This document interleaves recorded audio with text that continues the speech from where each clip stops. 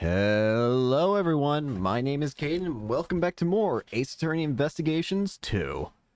Last time, we had yet another insane case, insanely amazing case, being the third case that we finished up. We solved both the mystery of who killed Isaac Dover of 18 years past in the I-7 incident, as well as why was Dane Gustavia poisoned in the present day.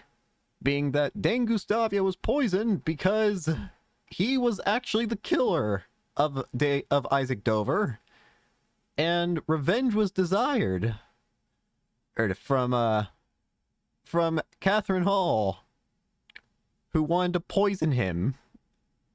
So yeah, and he almost got away with it too. Oh, considering the fact that the statute of limitations almost let him go away scot-free from the incident. Because as he thought he couldn't be tried, and he almost couldn't be until just a slight amount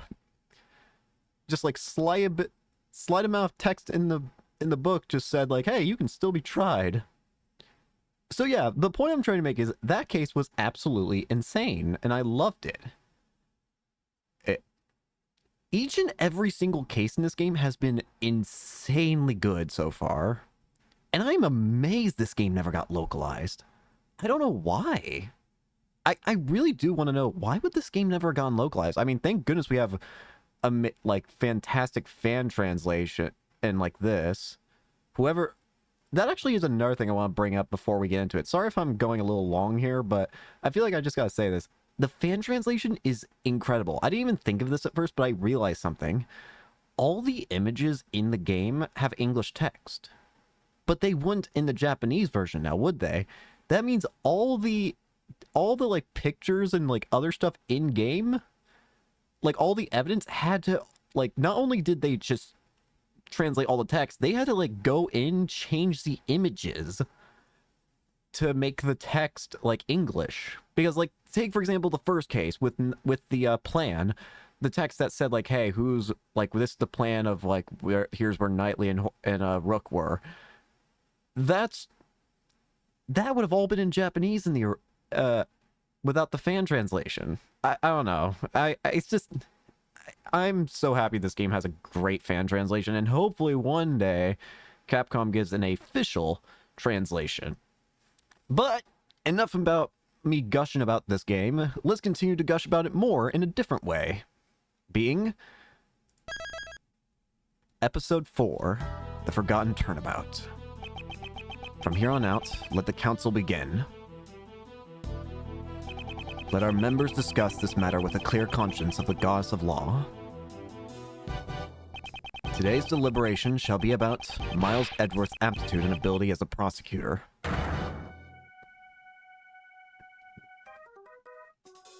Oh. Who are you? Kay? Why are you wearing that raincoat?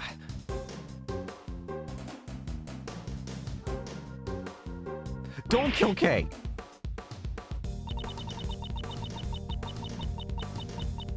You're not killing Kay, are you? No.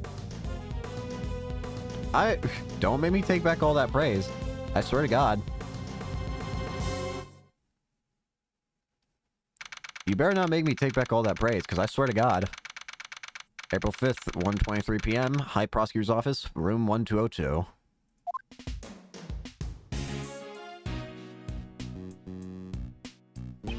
Calm down, you're getting dust everywhere. I've already cleaned this room 3 times since this morning. Well, now you'll need to do it a 4th time. Well, you're way too calm, sir. What if they actually take your badge? A decision has not yet been made. But it looks like it's pretty much decided. Don't you remember what Judge Courtney said? Prosecutor Edgeworth, the PIC has you in its sights. They will receive a report on everything you did here today. And you will most likely be required to appear before them. At this point, Gumshoe, I'm gonna be honest, I do not give it a singular care in the world about what they say. Okay. I've been ordered to attend the meeting. That is all. hate this, sir. I won't be able to work with you anymore. As a detective, perhaps you should welcome this turn of events. You will no longer have to work with such a troublesome prosecutor as myself. Why would you say something like that, sir? The problem is with the PIC and their false accusations. Mr. Edgeworth, don't tell me. You actually want to become a defense attorney? I mean, obviously we've played the future game, so we know he stays as a prosecutor. But I can definitely see wanting to become a defense attorney after all this bull. Oh. Oh. Because you can't do that. Being a prosecutor is exactly what makes you Prosecutor Edgeworth, sir. Well, that would just make me Attorney Edgeworth. You numbskull. A defense attorney, huh? I became a prosecutor because of the incident where I lost my father. However, the reason I became interested in the legal world was because my father, who passed away, had been a defense attorney. To fight crime as a prosecutor or to save people as a defense attorney, I want you to think carefully about how you want to live your life from now on. What's more important? Fighting crime or saving lives? In a way, both will save lives, but one also puts them behind bars. One can take away a person's life in a way. Not through death, but through time. Are you listening, sir? I don't like this one bit. There's no need for you to be so pessimistic. Maybe my replacement will be more lenient during your salary assessment. I see. That way I can eat more than just instant noodles every day? Wait, what am I saying? That's not the point here. He was actually imagining it? We're busy right now. Come back later, pal. Who are you? PG, Mr. Edgeworth. Is there Mr. Miles Edgeworth here? Mr. Edgeworth is busy now. I'll listen to whatever you have to say later, pal. This isn't good. Your face has become all red. Have I seen you before? Or do you just look like another character I've seen before? You look vaguely familiar for some reason, but I don't think I've seen you before. A red face, a red face. Like I said, we're kind of busy right now, so... I've got it. You gotta tell me it, right? This calls for an ink injection. Snap, please roll up your sleeves. No. I'm perfectly healthy. Who might you be? I'm so sorry. I forgot to introduce myself. My name is Karen Jensen. I'm a registered nurse at the Young Hospital. That is a terrifying name, I'm gonna be honest with you. That is a absolutely atrocious name. Please rebrand your hospital this instant. I'm sorry, but nobody here is sick. You must have the wrong room. Are you Mr. Miles Edgeworth? You have such great wrinkles on between your brow. Could it be lupus? This calls for an injection. Stop trying to poke people with needles, damn it. It's not lupus. Just tell me what business you have with me. Yes. Actually, there's someone who would like to see you. Please wait a moment. I'll call them right here. Wait! Well, we're not in control of my own room anymore. That's great. She left, sir. I wonder who she's going to bring. She's bringing someone from the hospital. Could it be a patient, sir? I'm still worried. Please don't let Kate be dead. I swear to God, I might actually cry if she's dead. She's been so cool.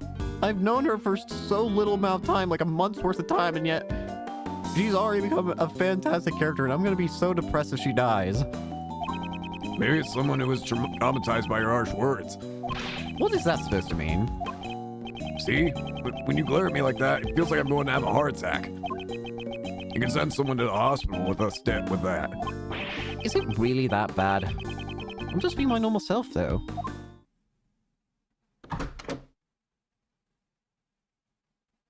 Who's that? Sorry for the wait. Well, what do you think? Who are you? What do I think? Do you not recognize me? Do you not recognize me? She mentions it. I feel like I've met her before. Who are you? This card. Your name was written on it. Do I know you? Do you know who I am? Mr. Edgeworth, Maybe you really did send her to the hospital. Of course not. This is your business card, sir. Why would I have given... Who is this girl? Clear says Prosecutor Miles Edgeworth. That's true. I'm terribly sorry. Well... The truth is, this girl suffers from memory loss. Oh. Memory loss? Yes, that seems to be the case. Her parents should be worried sick right now. They probably haven't been able to sleep. I doubt they've gotten more than 8 hours. Isn't that plenty of sleep? I see. Sure sounds horrible. It's alright now. Since she has that business card, she must be an acquaintance of Mr. Edgeworth. Just leave her to us, pal. Right, Mr. Edgeworth? Indeed. We might be able to help verify her identity at the very least. Would you really do that for me? First, I'd like you to tell us everything that you know. That's our Mr. Edgeworth. You have nothing to worry about now, miss. Good grief. She has a very calming theme in a way. Maybe this will help you remember. I'm terribly sorry. Even if you give me that, I still don't remember anything about you. No, I wasn't planning on giving it to you. Who are you? But still, where to begin? What should I ask her first? Miss, do you remember your name? My name. I'm terribly sorry. She's been like this ever since yesterday, you know? So you found her yesterday? Wow, amazing. How'd you know? You just said it. What a tiresome woman. I found her stumbling around late last night, so I took her in. I wanted to help her out, so I looked through her things. So that's how you found my business card. Did she have anything else with her? Nothing to reveal her name or address. But she was where...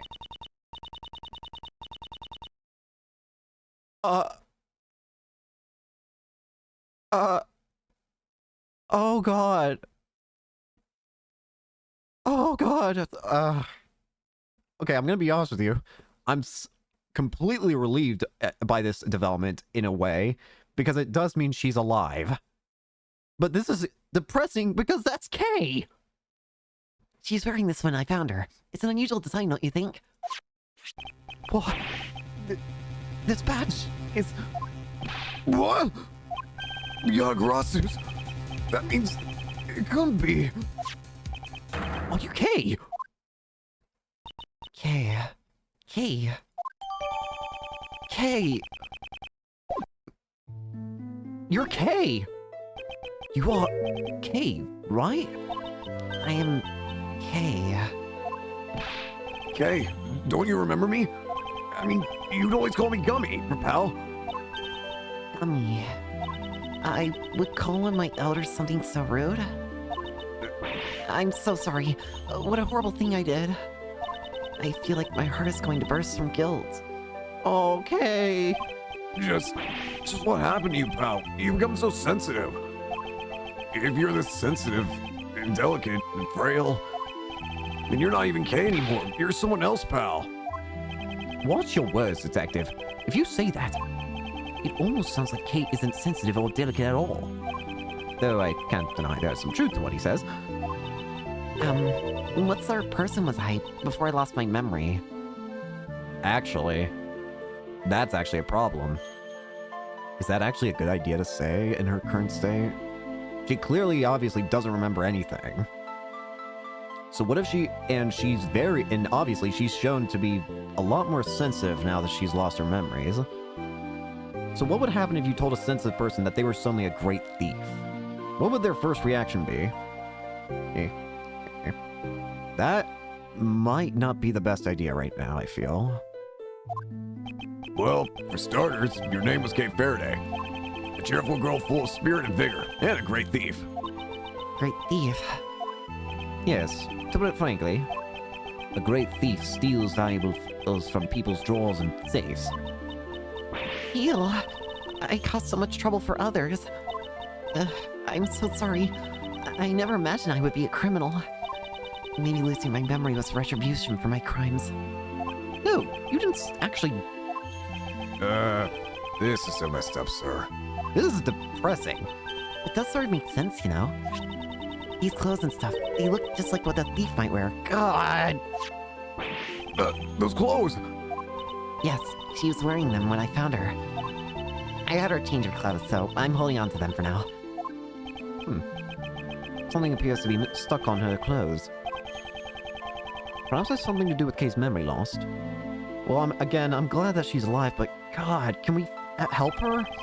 I'll send it down to the lab later and have him check it out, sir. Good. I'll be counting on you, Detective Gumshoe. Well, I now understand why this turnabout's called the Forgotten Turnabout. I figured it was going to be talking about a forgotten case or something like that. Like a case that had just been left to die or something. But no, it's literally forgotten memories. At any rate, these really look like a thief's clothes, don't they? I am a criminal. It's true you are a great thief, but never once did you commit a crime. That alone I can assure you of. Is that so? It's probably better if I don't press this issue any further. Why did you... I'm really sorry for not remembering you. What kind of relationship do we have? Well, that's rather difficult to explain, actually. Okay, you were Mr. Edgeworth's assistant. Oh, Gummy! But that's supposed to be your title, I thought. Oh my. So then, a prosecutor is the kingpin of a great thief. No, that's not what I meant, pal. The last time I met Kay was the day before yesterday. Just what did she do from then up until now? It looked like she was on a building, and then someone pushed her off. It's a miracle she's alive. Thank God she is. Miss Jensen, was the badge actually the only thing the girl had on her? She did have some other things, but I don't think they will be very helpful at all. I don't mind. Please, show them to me. Well then, I'll give them to you one by one, okay? This is a Jam and Ninja mask. Maybe she went to a superhero show or something? There seems to be a letter addressed to Kay. This is a ticket stub. And this is... Flower made of cloth, like the one you usually see in restrooms, sir. a corsage. It is used primarily as an accessory but for women. Well, that's everything. Did you find anything out? Not really. They were just a bunch of random things. I'll have to look them over in more detail later. A Jam and Ninja mask, made of cheap plastic. A letter, addressed to Kay. And the ticket stub, used to enter the Grand Tower viewing platform. And, of course, the corsage. She fell from a great tower. How the hell is she alive? It's a miracle she's alive, honestly. Especially considering the fact that she can walk. Like, the fact that she can be doing anything aside from being in a bed at the moment.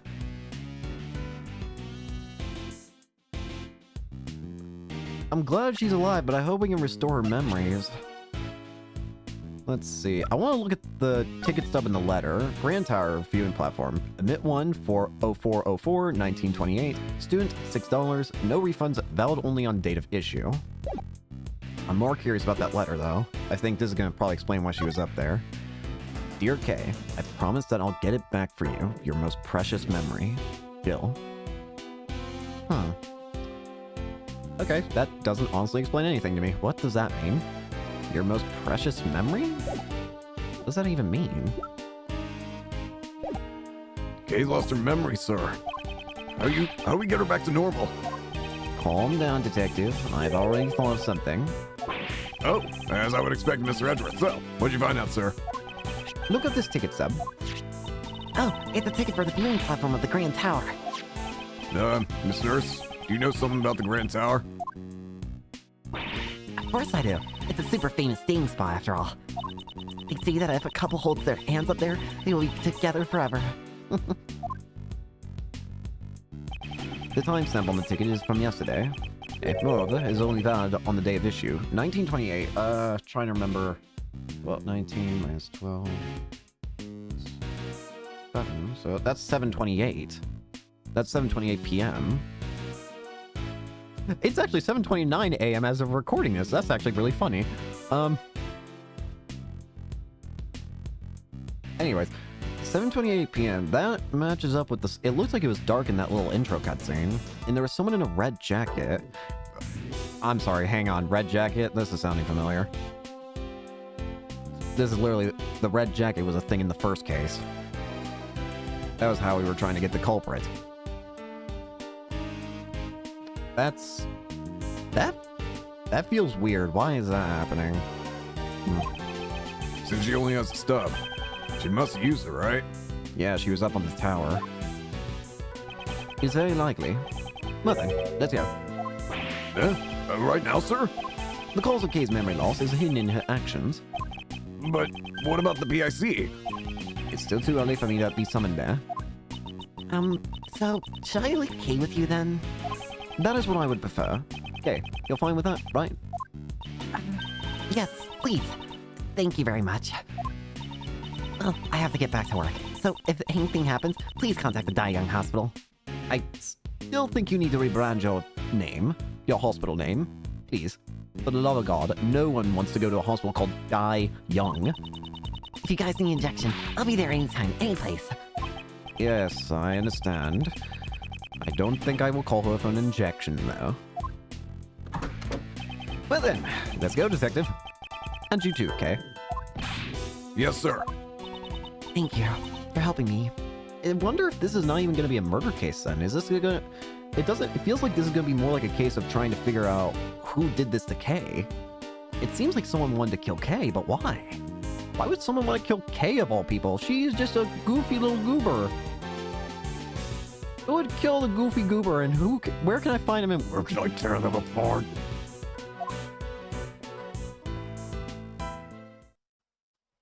Gumshoe, when we find the person who pushed Kay, I want you to kill them. With pleasure, sir. Where's your gun, Gumshoe? I brought it with me just in case, sir. I feel especially angry today. Good. Can I have it? I would say yes, but you already know how much trouble that would get me in. April 5th, 2:07 p.m., outside Grand Tower Plaza. According to the pamphlet, this building is 50 stories tall. She was dropped from that high? How the hell are you alive? At this point, I've gotten over my fears. I'm more bewildered by the fact that by all known laws of physics, you should be dead. Under zero circumstance should you be alive. Zero. Oh. Zero. Start the line at 1 point, draw a circle, draw an oval that's standing up, connect it. Zero. How are you alive? There has to be something that's missing here. There's no way she would survive a 50-story drop. There had to have been something that stopped her fall, or like, no. I don't know if anything could stop your fall at that height. At least not without turning you into a fine, mangled mess. How the hell did she survive? It's mostly filled with offices, though. Only the viewing platform is open to the public. Here you go, sir. I just got this at the reception desk. Good, thank you. Contains a cross-section of the tower and an overhead view of the platform. Touch the check button for details. Yeah, did ya? Well then, let's head inside immediately. Grand Tower cross-section view. Viewing platform. Candy stand, cherry tree. How the hell did she survive that? The Grand Tower! The Grand Tower's Oh, what the? Huh? What? No, you can't! Please stop! Please, I beg of you! Wait, hang on! You're that kid from the third case. I remember seeing you for like a single moment in the case. I recognize the jacket though. He had it was a red jacket. You're that kid, aren't you? Oh, it's no good. Unless I drink fresh milk, my thoughts just won't reach. You okay, kid? What's wrong, pal? Did something happen to the Grand Tower? Cut. Excuse me, we're sort of in the middle of shooting a film and, I suspected as much.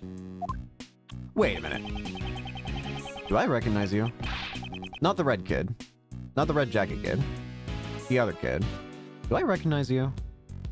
Yeah, sorry for any trouble we caused you. Is that good, Gumshoe? I'm sorry, pal. I really thought the tower's gonna collapse or something. Whatever. Hey, director, I'm taking a break. I'm sorry. I'm really sorry. What a relief. It looks like the tower's collapse was prevented somehow. Explaining all this decay as she is now would take more time than it's worth. Well then, we should get going. I swear I recognize that person. April 5th, 2:18 p.m., Grand Tower viewing platform. Oh, this is beautiful up here, I'm gonna be honest. Wow, what a view. Bet I can see my house from here. The wind. It's really strong up here. Everything should be fine as long as you stay close to me and Mr. Edgeworth, pal. If you start to blow away, one of us will be sure to catch you. As long as that she's a kite. Edgeworth, you well, actually, I guess we haven't officially figured out that she's fallen yet, so I guess that makes sense that he would think that that's impossible. Okay, do you recognize this place? I don't know. Was I really here? Maybe if I got her to talk a bit, it will help jog her memory. Okay, just tell me whatever you remember. Anything will do, even the tiniest of things. Okay, but I don't know how much help I'll be. Oh, okay, this is weird. Memories of the tower. Did I really come to a place like this? It's so high up, and the wind is so strong. It's frightening. I just can't remember. I can't remember anything at all. I'm sorry. Just as I thought, it's impossible. Memory isn't clearing up at all, huh? I'm sorry. It's a bit pathetic, isn't it? Okay. You're both going out of your way for me, but I'm not helping at all. You're doing just fine. You have memory loss after all. All right, Mr. Edgeworth. Remember to go easy on her, sir. Normally, you have this really intense and kind of scary look in your face. You're not helping, detective. Interesting that we're doing this in order to we're cross-examining her in order to figure out memories. All right, let's see. This ticket stub proves that you were indeed here. I really don't remember coming here at all. I don't think I would want to come to a place like this. It's so high up and the wind is so strong, it's frightening. You used to love places like these, though. Was that really me? We're so high up. Just looking down makes me dizzy. I think these kinds of places should be shut down. What if an elderly person or a small child were to fall off? The railing here is quite high. I think your worries are unfounded. That's so. Oh, I just want to give her a hug. I just can't remember anything. It's alright.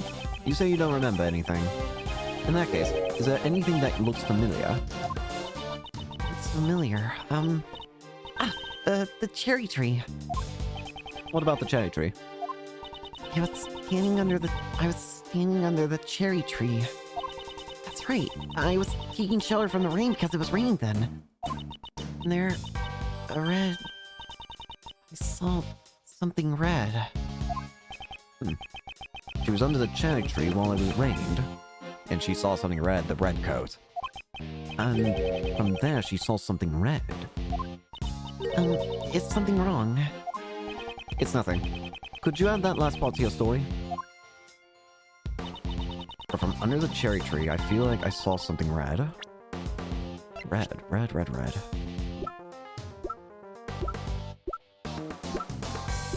There's nothing I have that would point to red, per se. A red... what exactly? Red... something or other. It was something red.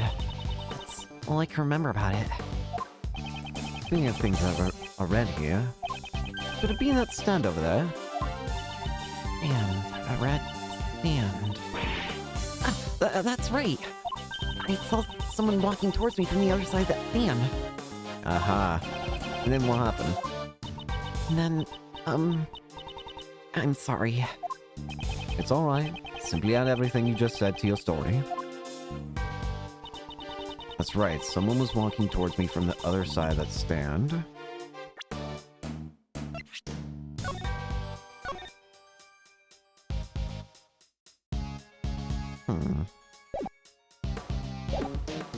I wonder. I'm gonna press it first before I even attempt. By that stand, do you mean the stand directly behind you? Yes, from behind that red stand, someone came walking towards me. I saw it from under the cherry tree. You've been saying that you saw someone. Does that mean you didn't see their face? Or was it a person you didn't know? I'm sorry. How much I don't know. So someone came walking towards her from behind the red stand. And she saw that from beneath the cherry tree. It's alright, it's alright. Is there nothing else that comes to mind?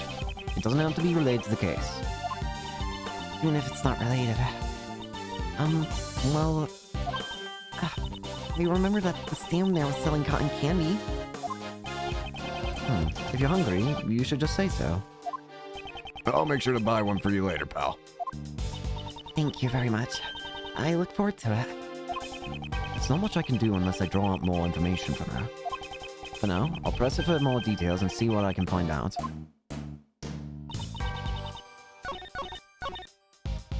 There's one thing that's confusing me. That's right, someone was walking towards me from the other side of that stand. That doesn't sound possible. The stand would have been off the ledge. So, you're saying that someone came from behind the stand and walked directly towards you? Yes, someone came right up to me. Then that someone must have been a ghost. No, it was a person. I'm sure of it. If this is where you were under the cherry tree, then someone behind the stand would be falling to their death, wouldn't have any ground to stand on, they'd be floating in midair. No person would be able to stand there.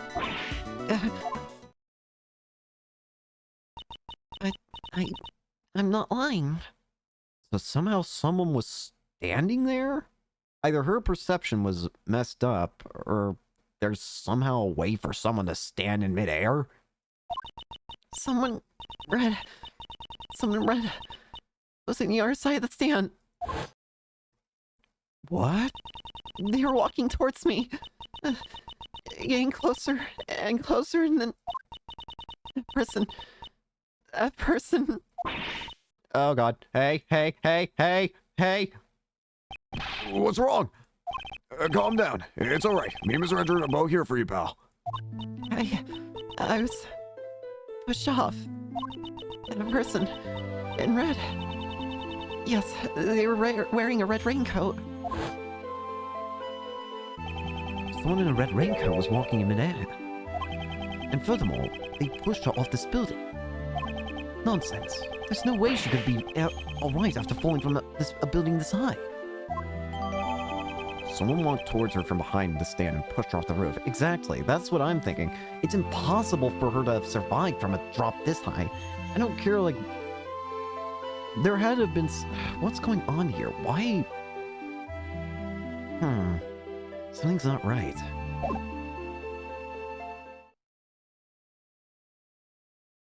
Oh, hi. Attention, everyone. Please remain where you are. What's wrong, pal? I'm a detective. Tell me what's going on. Sir, a body was just discovered in this building. Are you kidding me? A body? Who is the victim?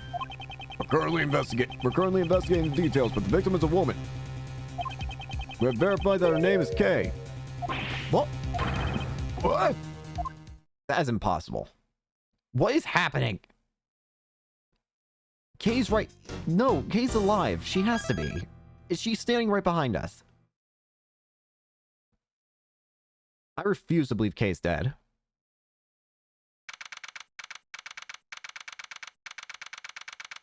Is that supposed to be K? Okay, thank goodness we're okay. I mean, okay, that makes me sound a lot worse than I meant. But that's not K. K does not have brown hair. That is... This room is... Would this room happen to be... Yes, sir. It's the Prosecutorial Investigation Committee's meeting room. Oh, God. Why are we here? What? It's here. I had heard they recently moved out of the prosecutor's building. I think that they moved here of all places.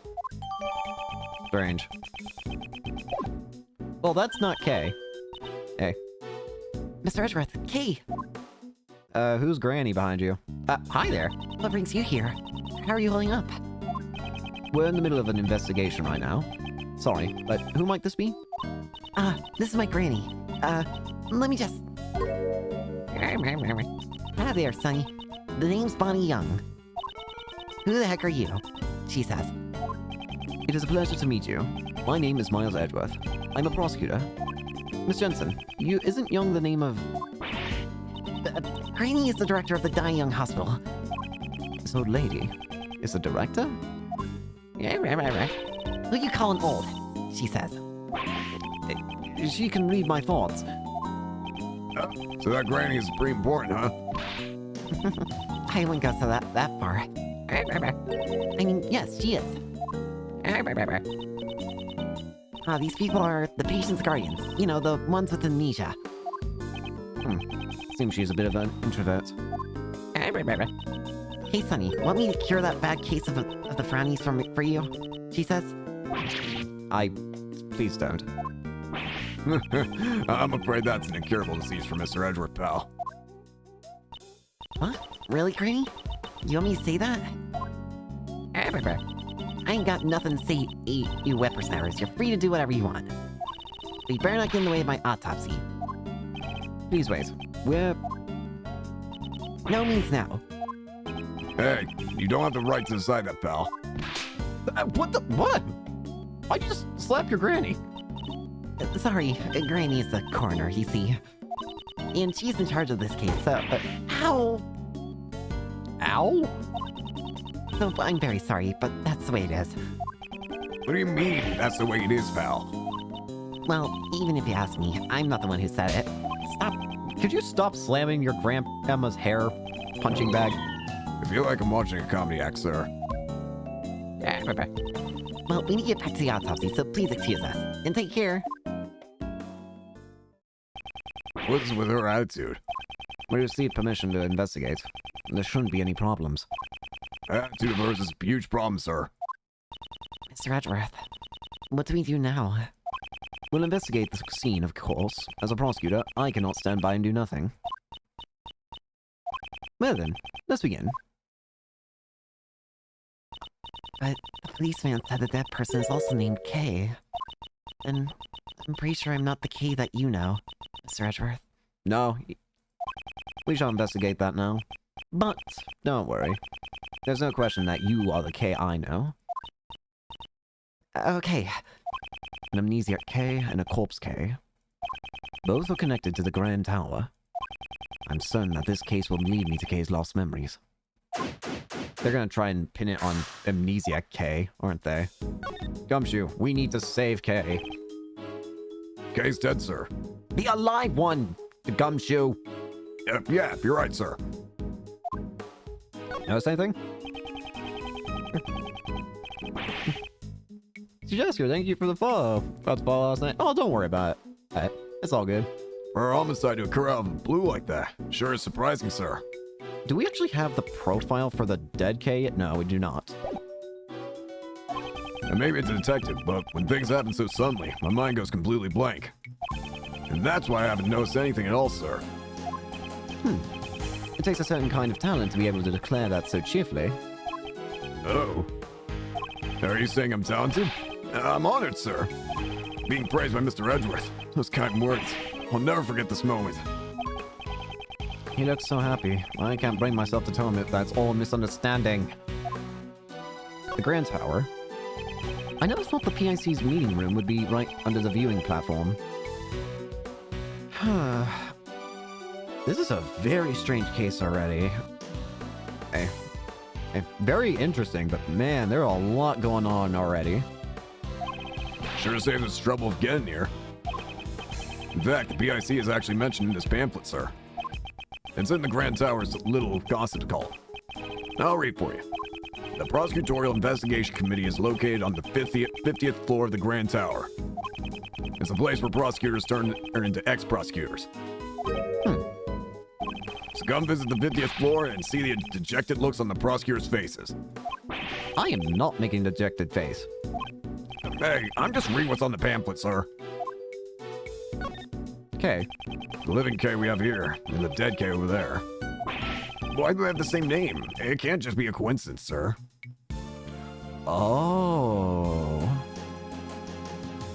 Interesting. This might have all been a misunderstanding. A strange one. What I'm thinking might have happened is I was so confused. Like, I can't think of a single reason why someone would want to kill K. But there's also another K. Do you think whoever the killer is mistook one K for the other? That's what I'm thinking might have happened. Because again, I can't think of any reason why Kay would be targeted. I mean, sure, she's a great thief, but it's not like she's done anything. Indeed. However, we won't be able to answer that question until we examine the body. It's all because of that crabby coroner. She's only doing her job. For now, all we can do is wait. Then right now, since we have some time, allow me to present one of my theories to you, sir. The answer is simple. With all the advancements in scientific technology, one of the two Ks are clones. That's the only way any of this makes sense. Gumshoe, you can see the body right behind us, and it has brown hair. And our K has black hair. Tell me, Gumshoe, what color is K's hair? Black, sir. Yes. I'm just going to leave it there for your sake. Let's investigate the other parts of the room until the autopsy is finished. Please don't ignore me like that, sir. What do you gotta say about this, Kay? Yes, can I help with something? Notice anything? This is an amazing room. There are large boxes filled with books, a stone sculpture, and sparkly windows. It seems you have also forgotten the names of objects. This might be helpful for recovering your memories. Just repeat after me. Bookcase? Broken safe. Okay, that's definitely still okay. Gosh dang it. Stained glass. Stolen goods. Books on the law. Crooks on the lamb. Statue of the goddess. Snatched loot of the great thief. Are all of her mistakes biased towards a certain way?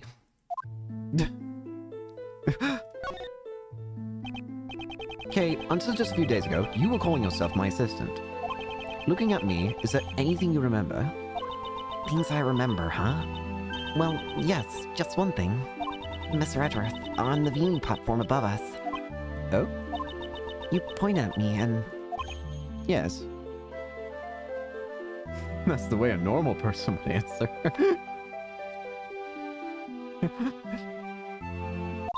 With a really scary face, you interrogated me. That happened just a few minutes ago. Oh, poor Kay. This air of Mr. Edgeworth badgering you for contradictions is their only memory. It must be scary, pal. Hopeless. The end of the world, pal. I should show this detective what true horror really is. Okay, before you lost your memories, you got along well with Detective Gumshoe. Does looking at me help you remember anything, pal? Do I remember anything? I know. For a while now, Mr. Edgeworth has been getting on your case. That's not a memory. It's just a pleasant part of my daily life. Isn't that right, Mr. Edgeworth? Oh? So Detective Gumshoe thinks it's pleasant. Seems I have to get on this case even more from now on. Damn it, sir. Hello? You there.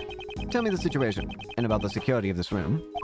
Yes, sir. To enter this room, a special keycard is required. I see. In other words, not just anyone can enter this room. Got it, so... Ooh, we might actually have... One must imagine Gumshoe happy. Oh, poor Gummy. So, if you need a special keycard, either it was stolen, or it could be that someone with a lot of power is the criminal here. So the body was found... The person who found the body was also... Yes, it was a member of the PIC who had come here for today's hearing. A member of the PIC? If not for this case, right now I would be... Oh, wait a minute, hang on.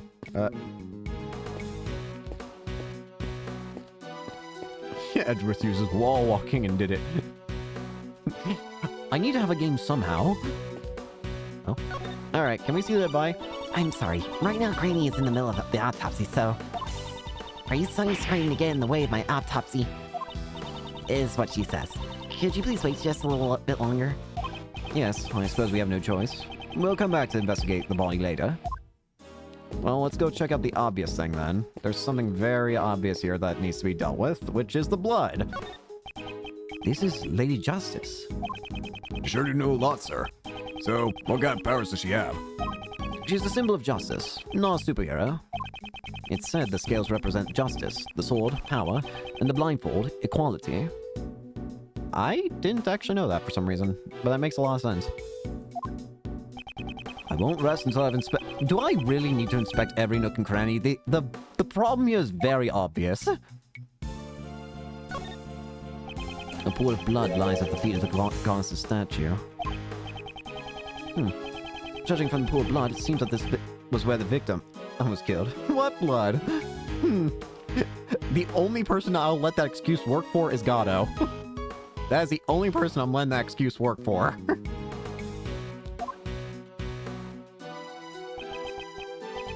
But, sir, the body is over there.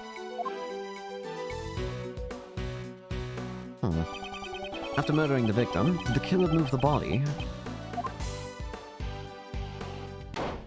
What the? Excuse me. Oh! What are you doing here? Franziska! You're... Ow! Donk. Oh, yes.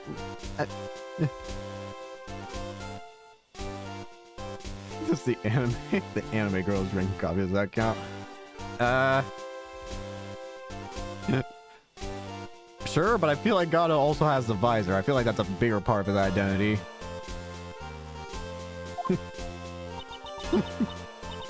That voice. It's... Von Karma, right? Do you know her, Granny? Hey Von Karma. Good to see you again, Doctor. And you as well, Myers Edgeworth.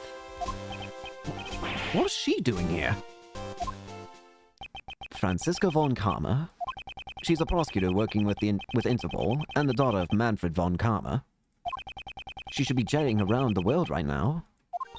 Wherever there's a case, I will follow. National borders mean nothing before me. Your presence here must mean that this case has international significance. I mean, I guess it is in the PIC room, so I guess that makes some sense. You know well enough that I'm chasing a smuggling ring. Again? Sell a damn ago. Alright. Anyways, Franziska, what do you mean another smuggling ring? I thought we solved one in the last game. I shall recover all the stolen goods and crush that organization. Then, does that mean the smuggling ring is also involved in this particular case? Any further information is confidential. I'm not obligated to speak of it with you. So it won't be that easy. Miss Franziska, Von Karma, Grace is... Won't be an investigation in this game without a smuggling ring? That's what it's starting to feel like at this point. The autopsy is complete. You're free to do what you want. In that case, we would like to investigate as well. I've heard rumors about you. No way I'm letting you near that body.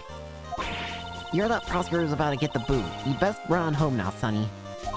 Just so you know, I wasn't the one who said that, okay?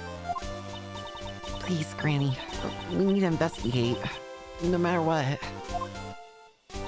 Hey, Lassie, who are you calling Granny? I'm sorry. We're not getting anywhere. I guess I have no other choice. Francisca, please allow us to aid you in your investigation. We must examine that body in order to find out what happened to Kay. To Kay Faraday? I'm asking you too, sir. Kay's in a really bad shape. Please? I don't know what's going on. But fine, I'll grant you permission. You have my thanks. Of course, I didn't say it would come without a price. You would explain everything to me later. He's not okay. God dang it. We really owe you one, sir. I wasn't talking to you, Scruffy. Whip. So that's how it is. If you would be so kind as to authorize them too, Doctor. I suppose it's fine if he's with the prosecutor from Interpol. Is what she says, and I fully agree with Grant. By the Von common name, the entire world shall be judged. That's just common knowledge. That's rather conceited for common knowledge. Well, it's none of my beeswax anymore. Is what she says. I hope you don't get in trouble for this. You needn't worry. My reputation will not be shaken by something so petty. Unlike me, who is on the verge of losing his badge. Begin investigation. Do you have anything new to say, Gumshoe? Yes, sir. I do. Prosecutor Von Karma just got here, and she's already hit me with her whip. Even if I stand further back, she always seems to hit me before I can get out of the way. Crazy that this game is Franzie's last appearance ever and almost Gumshoe's last appearance, and they didn't translate it. Oh yeah, you're right. Thinking about it, huh? Because I've played through the Apollo Justice trilogy, and yeah, they don't appear in them. The most I can think of is, at the very least, Gumshoe I know gets like hinted at in dialogue in Spirit of Justice. I remember in Spirit of Justice there was a piece of dialogue with Phoenix in oh yeah, and he was in Turnabout. He was in Apollo Justice for like a brief moment when playing as Phoenix. But I also remember that in Spirit of Justice they briefly kind of reference him in Spirit of Justice at Phoenix telling Edgeworth like I have my ways, and that a certain detective better expect his pay to get cut. But I can't even think if Francisca even gets mentioned in the Apollo Justice trilogy. She might have. Wait, no, of course she does. I completely forgot. The final case of the DLC case of Spirit of Justice. Larry mentions Franzie's Whippity Whip Trip. The book he made. I forgot about that. They get mentioned, but they don't. Oh, that's... Maybe in a future Ace Attorney game we can see him again. At times it feels like she'll even chase you down, if you manage to avoid her attacks. Yeah. That feeling of despair. I know it all too well, sir. I will lose to you in terms of how many times she's hit me with her whip, Mr. Edgeworth. That's not something to boast about. But more power to you, I guess. Another K. I bet they look identical, sir. Like two peas in a pod. They only share the same name. Please try not to jump the gun. Jump the gun. Ah, is that like when you jump up when you're holding a gun? The last time I did that, I accidentally discharged my gun and shot a hole in the ceiling. I thought you were going to say you shot your foot. That's not what it means at all. It means to not be so hasty. Understood, sir. Well, Mr. Edgeworth. We have permission to examine the body now, so let's see what secrets Ace P in a pod odd holes. Someone's pod is missing a few peas. Please, detective. There's no need to jump the gun. Anything new to say, Kay? Nope, nothing new. What about you two? You Sunnies want something? It's what she says. Dr. Young? Miss Jensen, could you tell me about your relationship with Dr. Young? Yes, ever since I was little, I've always been together with Granny. Whenever I got lost, she would search for me until it got dark. And whenever I fell down, she would watch over me until I could get up on my own. What a charming story. She sounds like quite the grandmother's child. And after I became a nurse, whenever I'm about to make a mistake with my injections, not there, there, she'd say, as she'd grab the needle and... Ow! Donk. Ow, just hearing it hurts, pal. Keep those stories to yourself. Anyway, as long as I have Granny by my side, there's no nursing I can't do. I see. I fully understand. Thank you for your cooperation. Regardless of a charming story, they do seem to share a very close-knit bond. What about the autopsy? Dr. Young, you sure are a masterful coroner, pal. You work with such blinding speed and you make no wasted movements. What do you Sunnies know about autopsy? You don't know the first thing about my work. Allow me to apologize for his rudeness. I'll be sure to reprimand him later. I was literally trying to compliment her! Listen up, youngin'. It is my duty to perform the autopsy quickly and accurately. That's why I have no patience for those who get in the way of my work. Is what she says. Are you satisfied? Yes, very much so. We only wish to investigate. We have no desire to get in your way. It looks like Dr. Young's stubbornness comes from her devotion to her work. The Dai Young Hospital. The Dai Young Hospital is a splendid hospital, and Granny is in charge of it. That name still scares me. Well, how about it? Would you like to be admitted and experience it for yourself? No. That's right. Right now, there's an opening in our hospital suite for the outdoor spa. We are in good health. There's obviously no need for us to be to be hospitalized. I trust the Dai Young Hospital with all my heart. I'm not sure that's the best idea.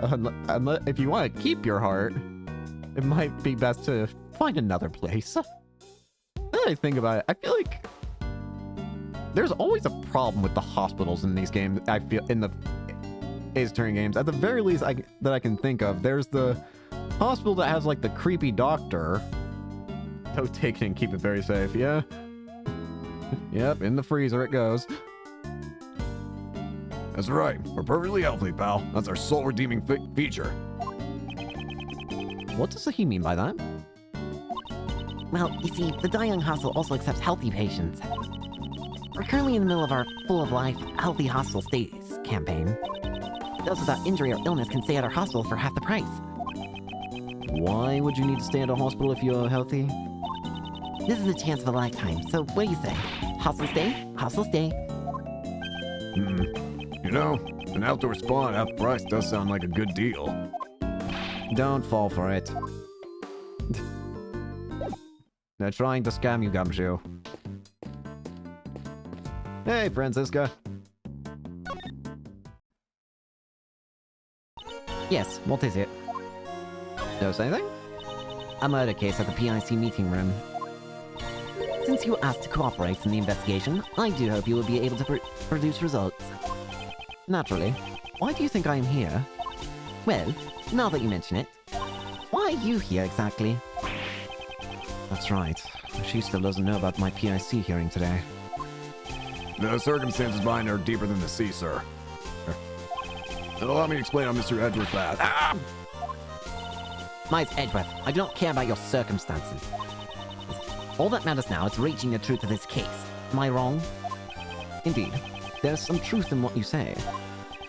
If you ask me, I don't think this is totally right. Ah! I'll say this. Whipping someone is easier than being worried. But being on the receiving end of the whip isn't easy. Ah!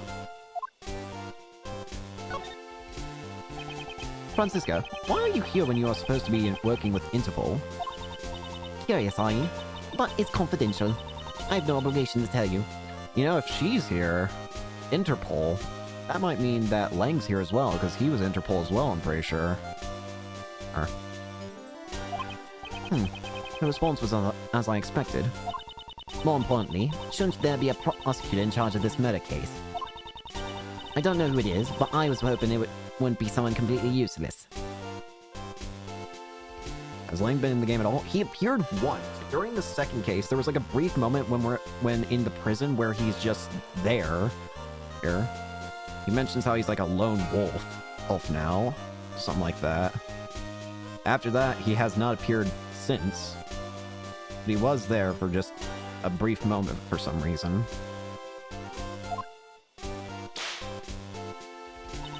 They're not even here yet. They're late. Just what is that fool doing?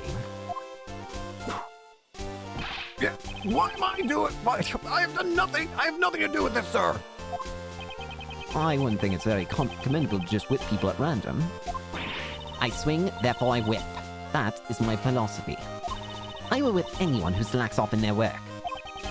To the yet unseen prosecutor in charge, I hereby offer you my sympathies in advance. I swear God, considering it's always been them so far, and 2 other cases, it's probably the best again. Considering he was put in charge of both the previous cases. Judging from your exchange just now, I take it you've met Dr. Young before. How Stoopmeyer's Edgeworth? That's right. She's an acquaintance of mine. Back then, it's a long story. It doesn't seem like she intends to tell me more. Shall I leave it at that then? Action. So, what happened back then? Please tell me all about it, sir. Yeah. A foolish fool, shamelessly prying into other people's business. What's what you say, Scrappy? Oh, cruel. Whipping me out of the blue. With great whip comes great responsibility, sir. One good whip deserves another. The Scrappy fool gets the whip. Try harder, worthless whip bait. Yeah!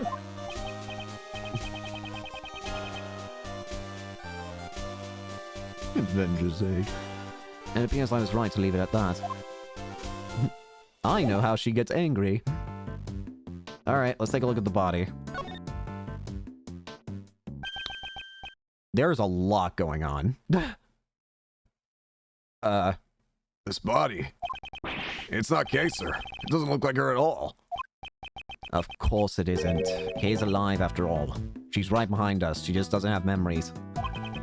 Her age is, I guess, around 30. She's wearing a pantsuit. There's a lot going on here. Maybe she worked in one of the offices in this building.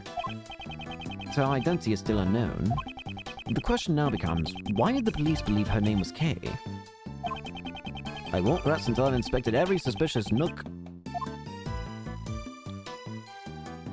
Alright, let's start with... I'm curious about that keycard looking thing. There's a burn mark on her hand. Oh, I didn't even notice the burn mark, right? You're right. The back of her hand has some completely different color. Is it connected to the cause of death? No, it appears to be an old scar. She probably got it a long time ago. Seems there's something in her hand. Detective, could you open her hand for me? Yes, sir. Understood. This is... Oh, I know. This must be a gift card from the department store. Ah! It seems to be a keycard. Why? The question is, what was this keycard for? It's probably how they entered the room, right? Next up, there's blood in her other hand. The left side of her white jacket has been stained a deep red. This jacket, buttons are on the right side. Isn't that normal, sir? All my clothes have the buttons on the right side. For women, it is normal to have them on the left side. Is that true? What? That's the first time I'm hearing of it. Mr. Edward, you really do know everything. That's just common knowledge. Not to me. There doesn't seem to be anything out of place. There's something white in her pocket. The gloves, pure white ones. One for each hand, sir. They don't seem to be dirty. Could they be either victims? What's this paper she got? This notebook. Huh? Isn't that case promised notebook? Oh, what? Wait! Why is this here? This is a notebook she wrote with all of her promises to her father in. Really takes me back, sir. Yes. When Kay was young, she and her father wrote of the promises they made in this notebook. Kay's promises to Daddy. Promise 1, never take things from a stranger. Promise 2, never go anywhere with a stranger. 3, always greet people with a smile, even people you don't know. Promise 4, never cry in front of strangers. And promise 5, always try your hardest to learn about things you don't understand. However, why is it in a place like this? Yeah, why'd she have this? Now you mention it. I once heard something from Detective Bat a long time ago. Seems that before anyone had noticed, Kay's memento had gone missing. Really? What? So a piece of evidence that was in police custody went missing? Detective Bat frantically searched all over for it, but it seems he never found it. What could this mean? Why was the missing notebook found here? This is probably related to the note then. The letter. I promise that I'll get back for you your most precious memory. It's talking about the book then. The promise book.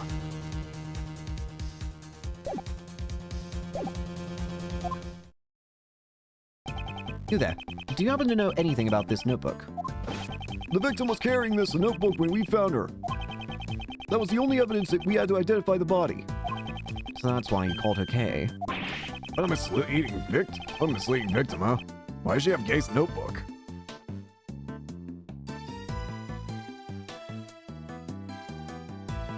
This game is the first appearance of the Themis Legal Academy, the scene, of Turbo Academy. You can see the emblem on Sebi's uniform. Really? I'll have to take a look at that. Huh. That's actually really cool. That's actually really cool, though. Huh. I'll have to keep an eye on that whenever he appears on screen next. I sure would like to have some information on the victim's identity, though. Here's the... Well, on the bright side, it seems we may have the murder weapon and, right next to us, this candelabra. Could this be the murder weapon, sir? A 3-pronged candelabra. It's consistent with the number of stab wounds. He was probably stabbed by the prongs of the candelabra. Nice. The candy zebra? I'm afraid it's not quite what you're imagining, Detective. A candelabra is a candlestick holder with multiple arms. Ah, so it's a candle holder. You know, one time I forgot to pay my electric bill, and I had to get by with only candles. What time period are you from? I don't know, sir. What year is it? Something seems to be pinned to her jacket. Is that a flower? It's made out of pepper cloth. It's probably the corsage flower then. So she also had this. Looks like it's been forcibly torn off, doesn't it? Before I do that... There's some blood on her head. How's the game going? I've been loving it so far. It's been fantastic. Maybe she was hit with something. We don't know that for sure. Our investigation will ultimately clear that up. Alright, let's deduce. That flower is the same as the corsage. It's the exact same color at the very least. Eureka! The purple flower Kay had with her. I wonder if that originally belonged to the victim. Now you mention it. The cloth does look like the same as the one on the pin. Yes, let's compare them without delay. It's a perfect match, sir. Way to go, Mr. Edgeworth. Yep. Was torn off from the victim's clothes. I can already feel that they're probably going to try and pin this on Kay and her memory loss. Edgeworth wanted to talk about old-fashioned. It looks like he walked out of the Victorian era. You know what? That's kind of fair. The fact that this flower belongs to the victim means... That can only mean that Faraday came into contact with the victim. And about that corsage, it looks like it was forcibly ripped off. There's a possibility that Kay Faraday is connected to this case. And depending on the situation, we may have to consider her as a suspect. The most vampire-looking character in this franchise. Yeah. What you say? There's no way she did it! It's unthinkable. Kay could never do that, sir. However, it's true we have no evidence to deny that claim. It's alright, Kay. I'll help you out. It's nothing more than a possibility at the moment. Isn't that right, Miles Edgeworth? Indeed. For better or for worse. Did I check this? There doesn't seem to be anything in this pocket. This pocket has holes in it, sir. Judging by how the cloth was pierced, he must have been stabbed by some sharp object. Manfred as well, yeah. All your coins would fall out of those holes, sir. Detective, haven't you ever heard of a wallet? Of course I have, sir. I just use my pockets, though. Most people do, right? Never mind. Thank you. Thank you, Gumshoe. Is that everything to inspect there? I already checked. Okay. I already checked this area earlier. Never hurts to take another look. Nope. Let's see. Was there any evidence? Candelabra? Gumshoe, what do you have to say? The victim? The victim had Kay's notebook on her. Yes, and because of that, she was mistakenly identified as Kay.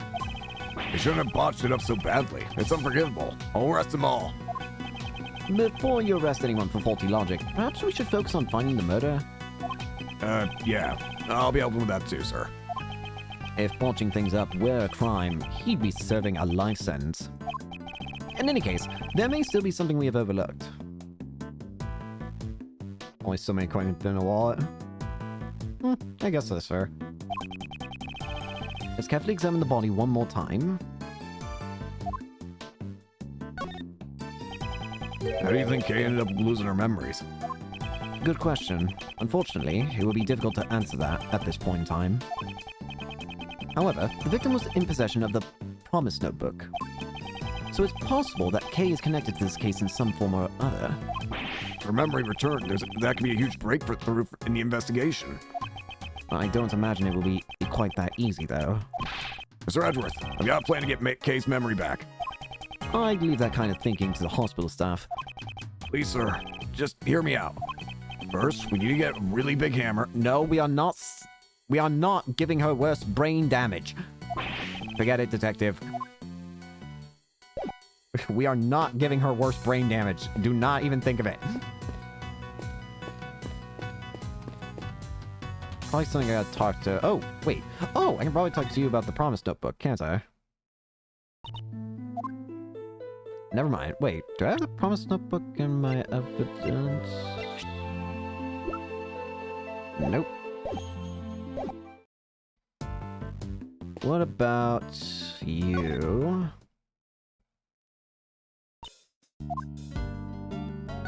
Probably gotta present something. Is this the murder weapon? The victim was stabbed in the chest with that. There are 3 stab wounds in her chest, right? Could you tell me the cause of the wound on her head? Sorry, we don't really know that. Although, we are certain that it happened post-mortem. Which means it may have occurred when the culprit moved the body. It looks like she was killed in front of the statue back there, and then moved afterwards. It would be nice if some evidence were to turn up.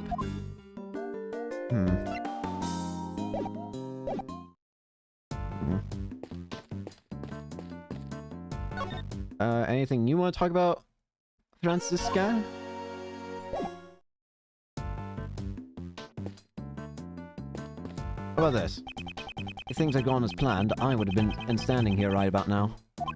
Yes, sir. I'm glad that the PIC meeting was delayed, but the cause of the delay was due to a murder. It's troubling to think that the PIC meeting could condemn my career as a prosecutor. In any case, my top priority right now is to find the truth behind this case. Should I look back at the blood?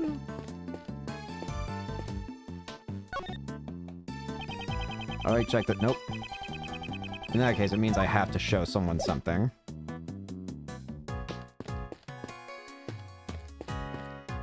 Francisca's third favorite prosecutor. I like all the prosecutors in the series. I feel like some of them, all of them have something to like about them in some fashion.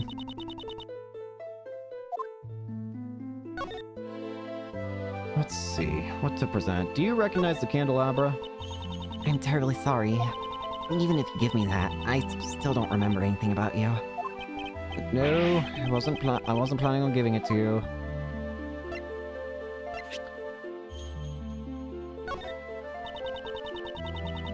The person in the red raincoat really was there. Are you sure that they were walking towards you from behind the stand? That's right. They walked straight up to me. There must be some evidence. Maybe that person left footprints behind. There's no ground behind the stand on. No one could have walked there. Was that person a ghost? There's no such thing as ghosts. Oh, is this one of those so-called contradictions? Hmm.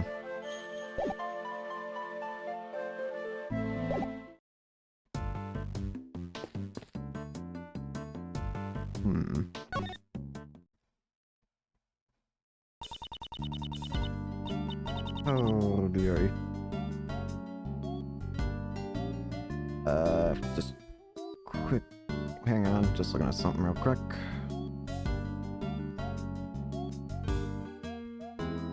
Do-do-do-do-do.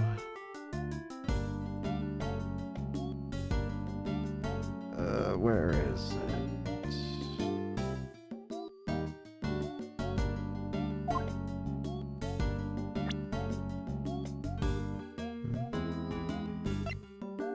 Hey! Think anything to check this yet.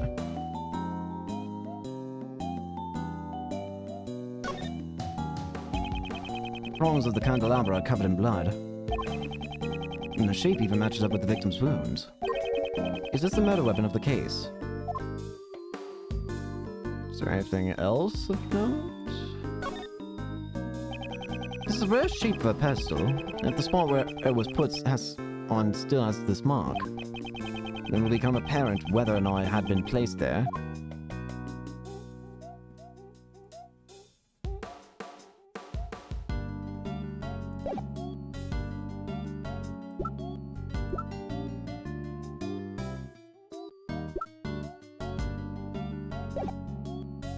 Oh, wait, maybe I can show you this. That's tied up pretty well, that frilly thing of yours. I would like you to look at this piece of evidence, rather than my clothes. Not interested, she says.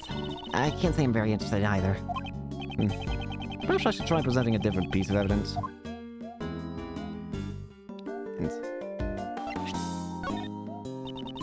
I'm really glad we found Kay's father. I'm an acquaintance of hers. I'm not her father. What? Then what about that business card? I doubt there are many children who carry around their parents' business cards. But I carry one around. Granny's, I mean. So surely... I don't give a hoot how you're related. You took her in, so you better take good care of her. Of course, that was my intention. Kay's in good hands. I guess let's just start presenting everything.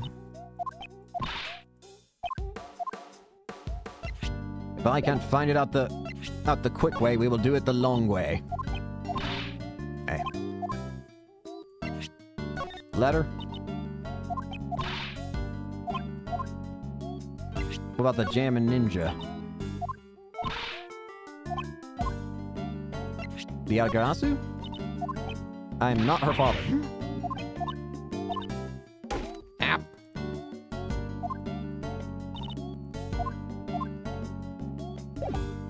Alright, it doesn't seem like I'm supposed to be talking to you. Have I talked to you yet?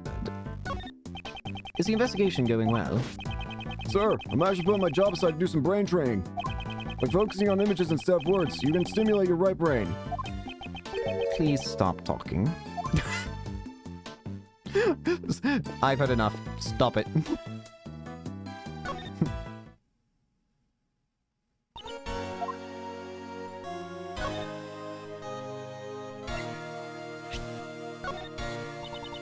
There's no doubt, this candelabra was the murder weapon. It pains me to see a woman end up like this. Let's find the true culprit so that she may rest in peace. The true culprit. I hope the truth doesn't turn out to be a cruel one. Kay is not the murderer. Cape Verde lost her memories. How dare you let that happen to her on your watch? I've never defense. It's not Mr. Edgeworth's fault. Are you alright? You being bandaged up like that. Yes. Thank you for worrying about me. Her behavior is certainly strange. It's unusual to hear her give things like that. Miss Edgeworth, hurry up and get her memories back. I'm trying, damn it! Why don't you just admit that you're worried about her? Maybe that'll help her get her memories back. Miss Edgeworth, unlike you, I'm actually busy. I don't have the time to look at something like that. Why don't you just look at that evidence again by yourself? She is certainly as harsh as ever. For some reason, that just gave me an idea of who I should probably show something to. I should probably be showing stuff to Kay. I don't know why I didn't even think of that. Let's start with the candelabra. This is not present menu. This is the present menu. I'm terribly sorry. No. Do not steal the evidence, even when your memory's gone.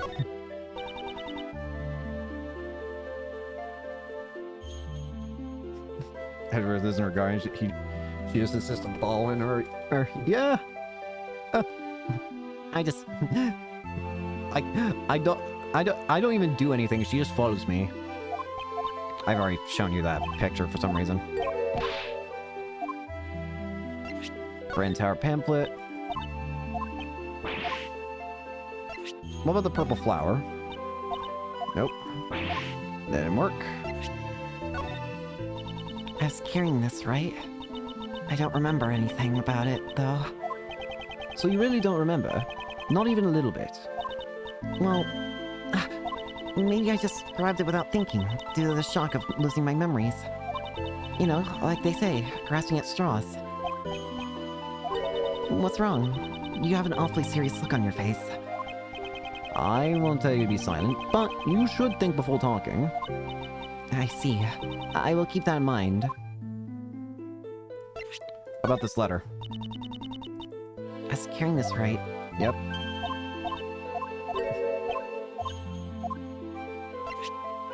This weird girl's stalking me. Little girl, why are you following me? I didn't ask for this. Maybe I'm overlooking something completely obvious. Maybe I should try and examine the room better. I don't feel like maybe I haven't. It's half of a large round table with 11 chairs. It seems to be based off a certain legend. I know that one, sir. It's the famous Knights of the Brown Table. Huh? Was I wrong? Night of the Clown Table? The knights who say nil, not, ni? He's getting colder, but I won't say anything. What about the books back here? There's rows and rows of books. This solemn atmosphere is kind of scary, sir. Scary. I would think that books foster a feeling of familiarity. Actually, I once got in a lot of trouble for a run through the library at full speed, sir. But this isn't a library, so my light jog should be fine, right? If I don't make sure to stop him, he might actually do it. You can hear Sebastian screaming, "I'm the best!" What about back here? These bookshelves are very well organized. Looking at them feels good. That's true. There's not even a speck of dust on them. But I'm also extremely dedicated to cleaning your office, sir. First I sweep, then I vacuum, then I wipe everything clean twice, and then I wax the... It'd be nice if you were this dedicated to your real job.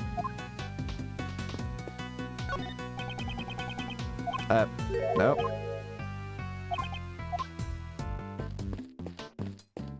Anything different here?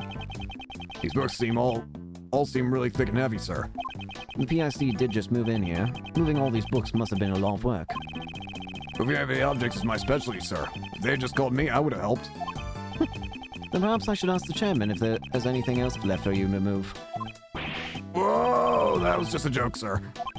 If I had to carry something up 50 stories, I wouldn't be able to do any more work today. Of course, I was joking too.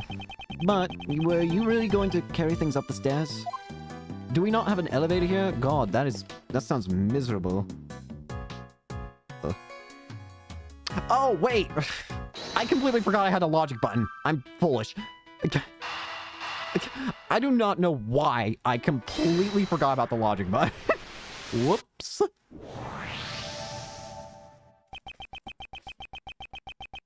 Perhaps the keycard the victim was holding is for this room. That's how Edward makes most friends. He doesn't seek them out. People just hang around him. Yeah.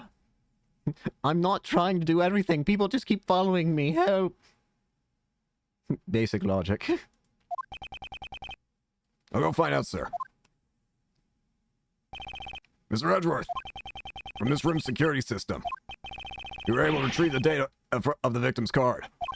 So that means the victim was able to freely enter this room. If the card actually belonged to the victim, of course. Yes, of course. Keycard for entering the PIC meeting room was in the victim's possession. Telepathy. So, the victim's identity remains unknown. Should you really still be calling me Kay? Yes. Of course. What are you saying, pal? Thank you, but then what about that woman? She is someone who you may have killed. That's all we know. There's no way that's true. Right, Mr. Edgeworth? I also do not believe you killed her. You are such a naive man, Miles Edgeworth. Here I come to save the day. Who is singing? That voice. So don't be afraid anymore, for the best prosecutor is here today. Hello, you two. Pardon the interruption. Mr. Edgeworth, get away from the victim. I've inherited her dying wish. No one asked for you. Did you know the victim? Wait, did you? Hang on. What? Just as I thought. The gods of law will surely reveal the truth of it to us. So please, rest in peace. That's right, Justine. Now that I'm here, everything will be A-okay. The culprit will rue the day he crossed paths with... Well, that's the first whip you've gotten in Tibet. Ouch. Miles Edgeworth, who is this fool of a man? And Why is she glaring at me? you're Francisca von Karma, am I correct? I apologize for my late introduction. I am Justine Courtney.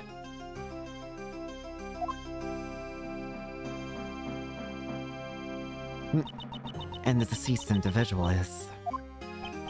Attorney Jill Crane, one of the members of the Prosecutorial Investigation Committee. Oh, really? I see. So that's why she had the keycard. I take it you're in charge of this case. Wait! Wait, that's what it... Ah! I was going to say, that's what Justine does with her hammer. Or gavel, sorry. Has he done that before? I feel like I would have noticed, but maybe I'm just blind. That's right. And with me in charge, this case is good as... That reminds me. I haven't called your name yet. If you just wanted to know my name, you didn't have to... Name. Just state your name. I will not tolerate any unnecessary remarks. Sebastian the Best. It seems the pecking order has been decided. Mr. Sebastian the Best. Here, this is from Granny. Here's a dead body. This is the autopsy report. It seems you've been bested, Mr. Edgeworth. This wasn't a competition to begin with. You wouldn't be a Von Karmic if you can get a name immediately. My job is done. May we meet again in front of another corpse. Okay, let's go home quickly and eat some noodles. I'll be leaving too. Take care, everyone. Well, thanks for the help.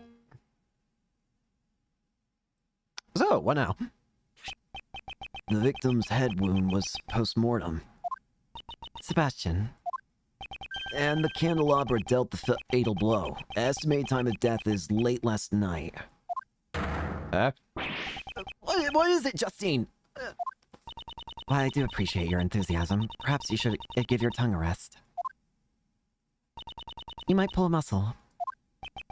That would be painful indeed.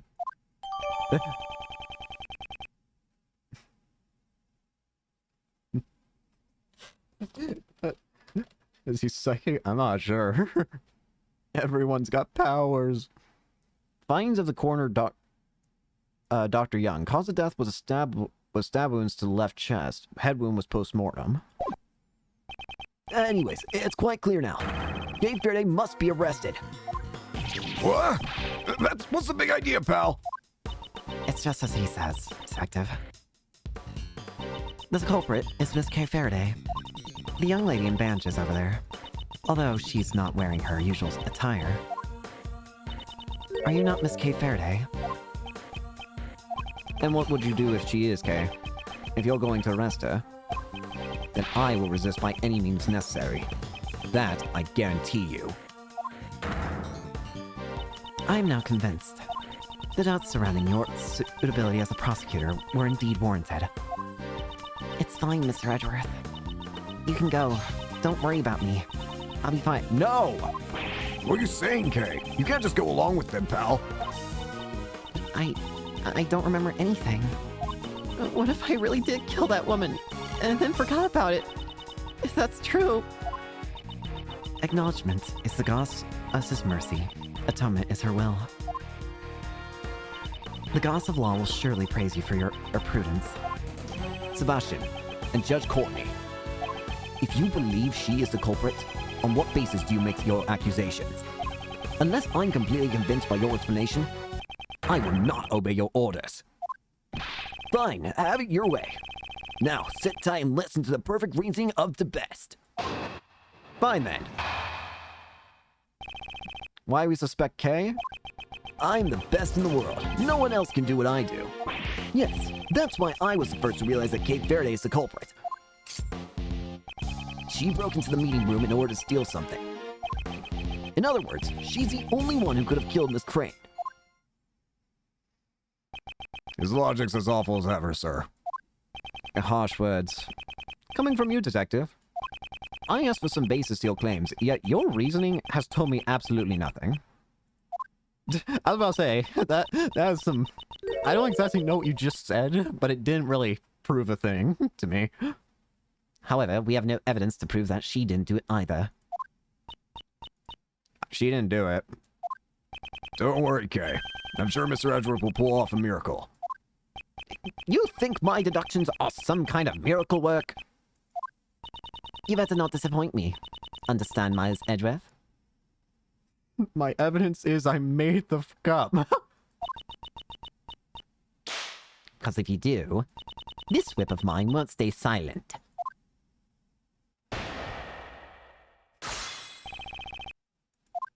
So, I am the best in the world. No one else can do what I...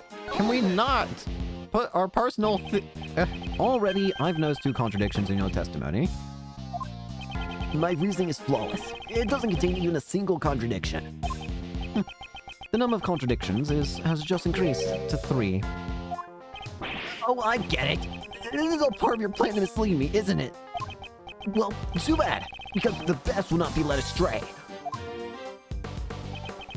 Yes, that's why I was the first to realize that Kay Faraday is the culprit. If you believe Kay is the culprit, then I would like to hear the basis for your reasoning. Just sit back and be in awe of my brilliant deductions. Nothing escapes the watchful eye of the best. Before I had even laid eyes on the crime scene, no, before I was even aware of this case. Yes, I knew that she was the culprit. Your the best talk is not gonna work here, buddy. Basis of your reasoning. Yes! Man, this... Okay. Sure, he's not being very smart, but can we stop abusing this kid? He keeps abusing himself. How many times has he gotten hit now at this point? She broke into the meeting room in order to steal something. Hold it! Said he isn't the smartest. I don't know if that means he deserves to be brutalized at this point, though. Steal something? Steal what exactly? That's, What Kay Faraday tried to steal was a file. Its contents, to be exact. An investigation report regarding Prosecutor Edgeworth. Do you have any evidence to prove she needs something like that? I am not the one who needs to present evidence. Isn't that right, Prosecutor Edgeworth? Yes, I suppose that may be true. At any rate, Sebastian, please continue your reasoning. Jesus, weird shit.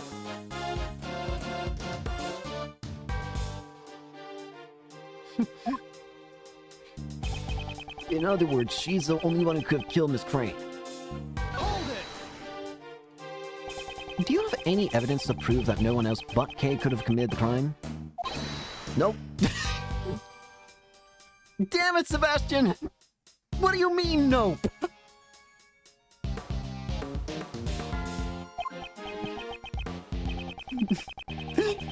Sebastian, let me tell you what would be the best thing for you to do. Look into any other possible suspects besides Kay. Right now. Post haste. The best thing for me to do? Look into any other possible suspects. According to the preliminary reports, there were no traces of anyone else besides her. Even so, isn't it too premature to declare that she is the culprit? Declaring that, as she hasn't so early into the investigation, is a little premature as well, is it not? So we're both wrong is what you're saying, which is true! We need more evidence! If only I had evidence that could prove Kay's innocence. Good grief. There's a limit to how much you can falsely accuse someone. It's fine, Mr. Edgeworth. You don't have to... Fear not, Kay. The truth will be revealed soon enough. Constantly whipped by Francisca. It turned out fine. Just how many bruises, though, has he suffered? Kay couldn't have murdered Miss Crane. If I can just prove that, she will be cleared of suspicion. I am the best in the world. I'm the best! She's the only one who could have killed Crane.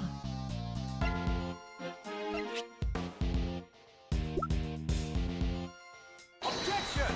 Nope. I'm the foolish one this time.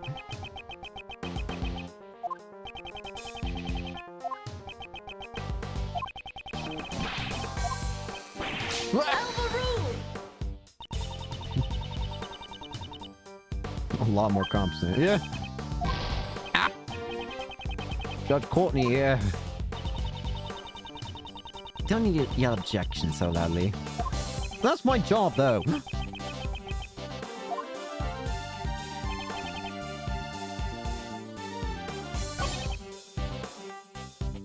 Oh, wait.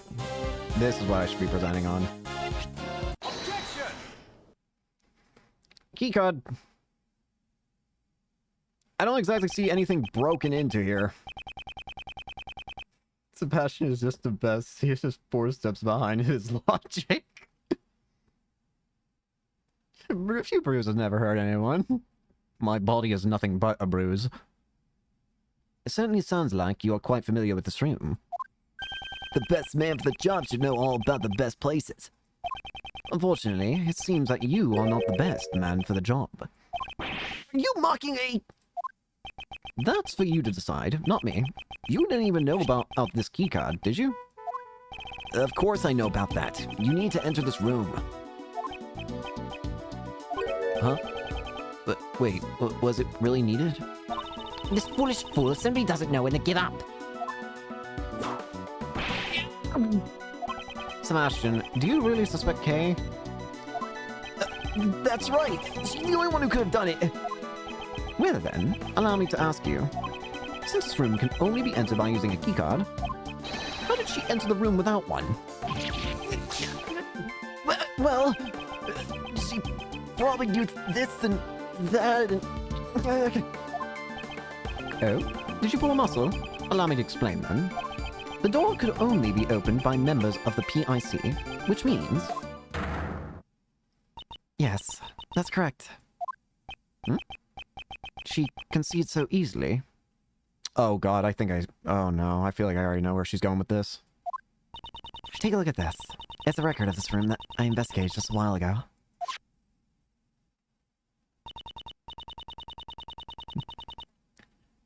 At 12:52 a.m., the door was open using Miss Crane's key card. Why is there a time entered by non-existent person? Just like Raymond. It's probable that the killer entered the room together with the victim, Miss Crane. Yep, I had a feeling. After entering, the situation must have soured, leading to the murder. Your logic holds, but it is still merely conjecture. And it would imply that the killer and the victim were acquainted.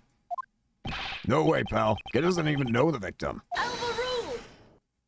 That is merely an assumption on your part, unless you have any evidence to prove your claim. He needs a few years under experienced prosecutor. I do feel like he could probably have... He has potential, potentially. He needs a lot of help, though.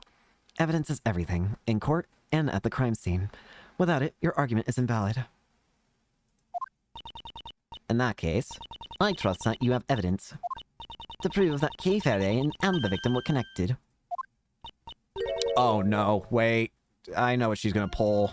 The promise notebook that Jill has. Of course. What? This letter Whoa, that's a different letter. was discovered by Dr. Young in Miss Crane's breast pocket. The victim's belongings. Why'd she withhold such vital evidence until now? Could it be she was waiting for the perfect time to reveal it? Come to think of it. And the candelabra dealt the fatal blow. Estimated time of death is late last night. What is it, Justine? While I do appreciate your enthusiasm, perhaps you should give your tongue a rest. You might pull muscle. So that's why she stopped him. I'll read it for you. To Miss Crane, thank you so much for helping with my plan. I'm glad that we can help each other get what we want. It's like killing two birds with one stone. Please get revenge for 12 years ago. Kay. In other words, Kay Faraday and Miss Crane were accomplices. They probably planned to steal something from this room. Preposterous! Wait, that means the main culprit is... It's still Kay Faraday, of course. It just means her crimes have increased by yet one more. Bull. That's a bunch of bull. I'm the main culprit. Don't believe her, Kay. It's all a bunch of nonsense. There's no way Kay would do something like that. Nonsense. Not at all. The evidence speaks for itself. Wouldn't you agree? Oh, I knew that they wouldn't suspect Kay unless they had some sort of proof, but to think they would actually have such decisive evidence. Nicely done, Justine. Thank you very much. Your explanation is still insufficient. I cannot accept such an argument. Sebastian, would you please leave this to me? All right, make sure you shut Mr. Edgeworth up once and for all. I can't allow their allegations to gain any more momentum. I must turn it around here. Gotta break it where it stands. The letter from Kay. The relationship between Kay Faraday and Miss Crane is as documented in the letter. She wrote Miss Crane into assisting her with her plan. However, for some reason, their partnership broke down. Miss Crane was murdered, but with her dying breath, she managed to retaliate. Her parting gift is this letter, which she tucked safely away in her left breast pocket.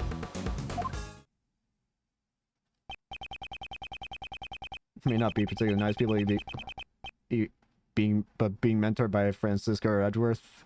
Yeah, you'd at least get the basics down. Her testimony's even better than ever. Maybe the most perfect it's ever been, sir. Are you gonna be alright, Mr. Edgeworth?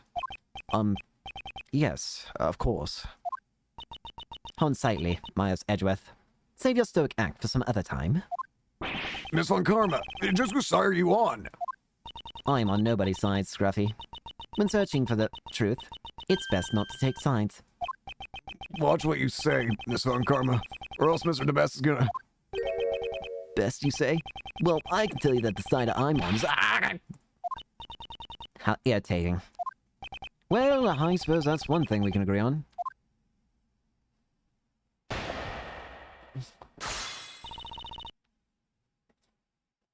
Probably in the same class of Clavier. Oh no. Letter from K.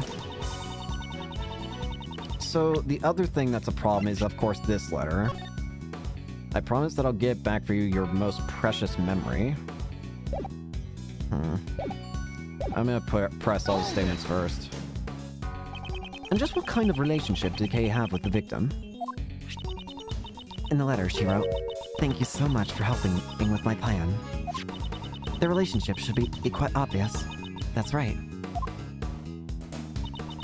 She wrote Miss Crane into assisting her with her plan. I would like to hear about Kay's alleged plan in more detail. Just as she wrote in the letter, she wanted to steal something. What's more, the center of the letter is Kay Faraday, so it's obvious who the main culprit is. That letter could have easily been forged. It doesn't prove that she planned to steal anything. If memory serves me right, wasn't she a great thief? She's taking a break at the moment. I doubt there's any thief who would inform a prosecutor about their upcoming crimes.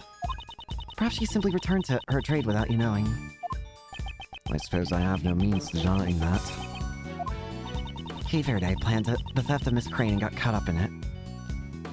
Okay, you are... sorry. Freaking... Corny, you are really tumbling down to me disliking you with your accusations and towards Kay. However, for some reason their partnership broke down. For some reason, you say? It seems your explanation isn't very clear. I'm sure the reason will become clear upon further investigation. But more importantly, there is no evidence to prove that Kay Faraday did not commit this crime. While there's some evidence to suggest that she committed the crime, none of it can truly be called decisive evidence. What about the letter that shows their complicity and the scene of the crime?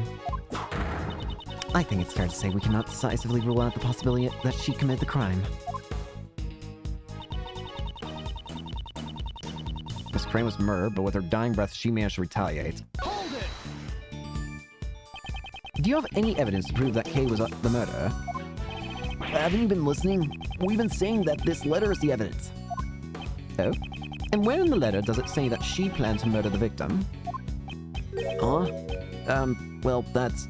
I got it. It's a hidden message written in invisible ink that can only be read by heating it up. Sebastian, I wouldn't get your hopes up for something like that. There is, of course, evidence that points to her as the criminal. Which is? Her gift is this letter, which she tucked away safely in her left breast pocket.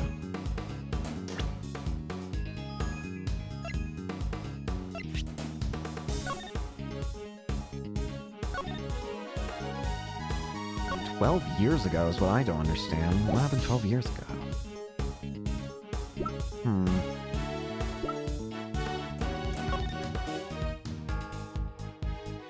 The victim's body was discovered in the PIC meeting room. The estimated time of death was sometime between late last night and midnight. Cause of death was stab wounds to the left chest with a candelabra. Head wound was postmortem, burn mark on the victim's hand.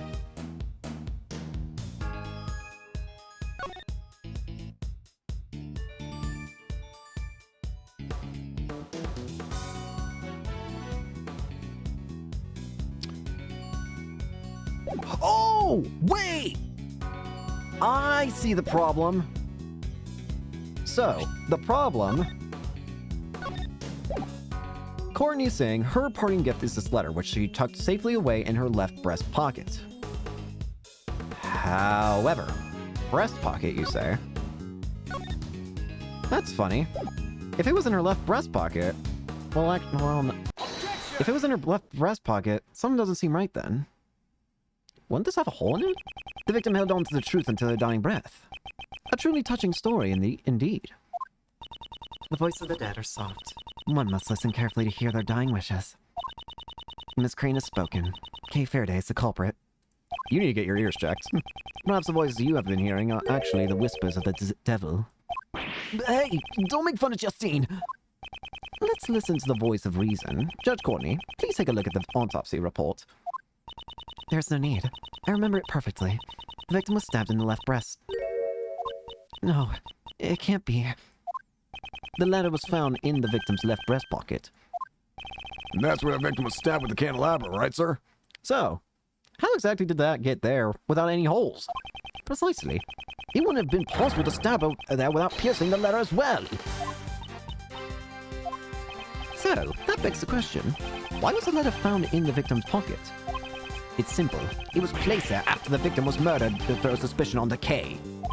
Somebody intentionally wanted to create this very situation. In other words, there exists the possibility that the letter was forged by the true culprit. No! The real murderer tried to pin the crime on Kay. That is the only explanation for the letter. In doing so, the murderer ended up digging up their own grave, right, sir? The culprit's Kay Faraday. The letter was... Yeah, it was actually found in the victim's other pocket. Sebastian. Huh? What are you saying, pal? The officer's report was wrong when he said the letter was in her left pocket. It's actually in the... A foolish fool who continues to make a fool of himself. Is there no cure for your foolishness?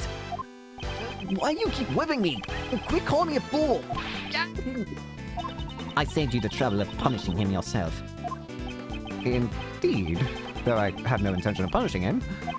The letter is stained with blood, no doubt because it was found in the left breast pocket. There couldn't have been an error in the officer's report. Unless you were the investigator. Say something, Justine! I see you have no objections. Then allow me to continue. There's one more potential suspect in this case. Don't be ridiculous. The killer entered this very room. There wasn't anyone else who did that besides Kate Faraday and the victim. You did it. To enter the meeting room, one needs a keycard. That's the other thing. They're probably... I think someone might... Wait, hang on. 10:15 p.m. Someone may have... Someone entered in a lot earlier. Could someone have been waiting? And their reasoning assumes that the murderer and the victim entered the room together.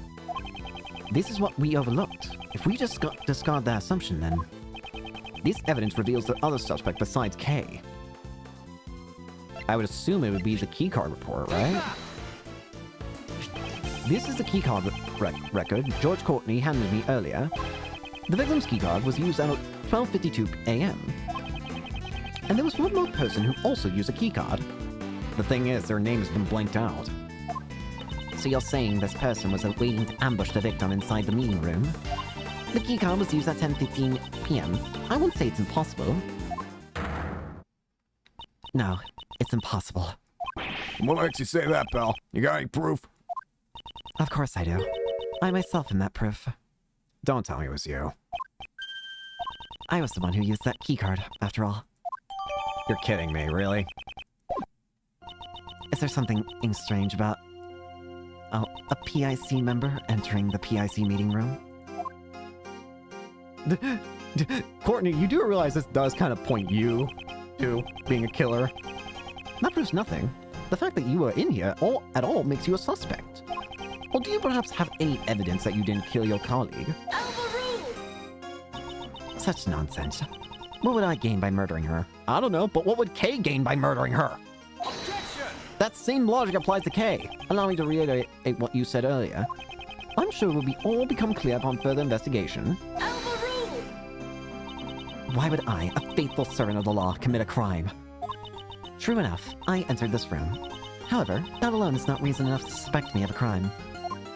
You're not above the law, lady. In that case, then please tell me why you entered this room. I had some business to take care of, and some preparations had to be made. Preparations? That sounds pretty suspicious, pal. Unfortunately, I cannot disclose what these preparations were. However, I'm sure you could hazard a guess, Prosecutor Edgeworth. Oh, me. So she was preparing for my hearing. She must have gathered all the necessary materials. to take away my prosecutor's badge. Wonderful, wonderful. Who is it? It's good to see young people go head-to-head so ruthlessly. Who is that? Yeah, who is that? What the heck? Who are you? Huh? You're new. Nice beard, bucko. That takes me back. When I was young, I'd always butt heads with this brash detective. And one day, he just disappeared. I hope he's still doing well. Here comes the waterworks. Chairman DeBest. Wait, what? Wait! Is this your father, Sebastian? Huh? Did she just say the best? Hello, Courtney. You sure are full of energy today. And if it isn't little Von Karma, look how much you've grown since I last saw you. Sir, it's been quite a while. Curtsy. You don't have to treat me like some sort of stranger, you know. Remember back in the old days when you'd sit on my lap and call me Unky Boo Boo? Here I go again. Oh, crap, back then. Pops, what are you doing here? That's your dad? Huh. I'll be. Remember the PIC was killed and I heard that you were in charge of the case. Retired prosecutor is followed around by his own father. Poor Francie. Hold your tongue. Do you have any idea who this man is? Chairman of the PIC, former chief prosecutor. He's the right hand of the gods of law. Oh man, the best is rip. Yeah? Now, Courtney. I'm just an old chunk of coal. There's no reason to speak so highly of me. Please excuse my spawn misbehavior. I am... Prosecutor Edgeworth, isn't it? Along with his trusty sidekick, Dick Gumshoe. Excuse you?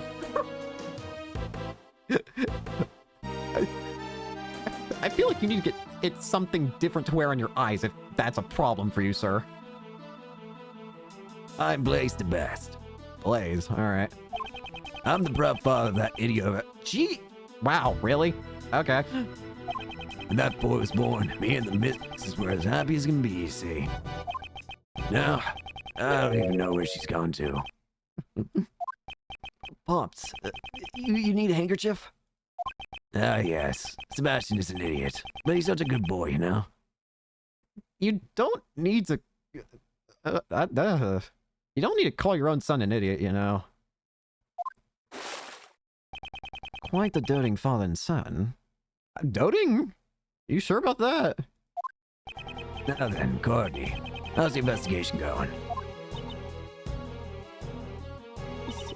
Sir, we've established that the culprit is Kate Faraday. We are currently focusing our efforts. No, you haven't. There are too many uncertainties in this case. It's impossible to determine that she's the culprit. Surely you haven't forgotten the matter of the letter. I already told you. It was just a simple mistake. The letter was in another pocket. You talk too much. Now, let's all play nice. Everyone just calm down. I'm sorry that you had to witness such an unsightly scene, Mr. Chairman. Don't apologize, Courtney. I can follow everyone's logic. Except Sebastian's, that is. Damn, really? Hey, Pops. Chairman's best. I'm a prosecutor. My duty is to bring criminals to justice. However, I won't make someone out to be a criminal without sufficient motive and evidence. I gotta empty it. To your son? Yeah. You could be nicer to your own son. I've heard about you and your relationship with the suspect, you know. I just share such a strong bond. Days assisted the police in arresting criminals countless times, pal. There are too many facets of this case that remain unexplored. Let's see. The bond's youth are a wonderful thing indeed. Lighter? What the? What are you doing? What? But that's the end of that. This is this, you know?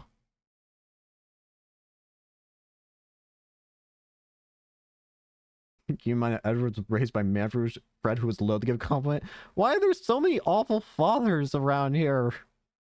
You keep talking about... Wait, hang on. What's going on here? Manfred von Karma sucks. Dane Gustavia abandoned his kid to do candy stuff. And now friggin' Blaze here is just insulting his son at every chance he gets. He's burning evidence? I swear to God, that actually... Oh God, that actually is what he's doing, isn't he? Oh, I feel like that tells me everything I need to know about this guy. What's that supposed to mean? The prosecutor's office needs to resolve this case as quickly as possible. I mean, just think of all the other cases that are piling up. There's no time to waste here. It's unfortunate, but you understand, right, Edgeworth? What? Now then, Kay Faraday. I'd like to arrest you now. Okay. No, I won't let you. Kay's innocent, pal.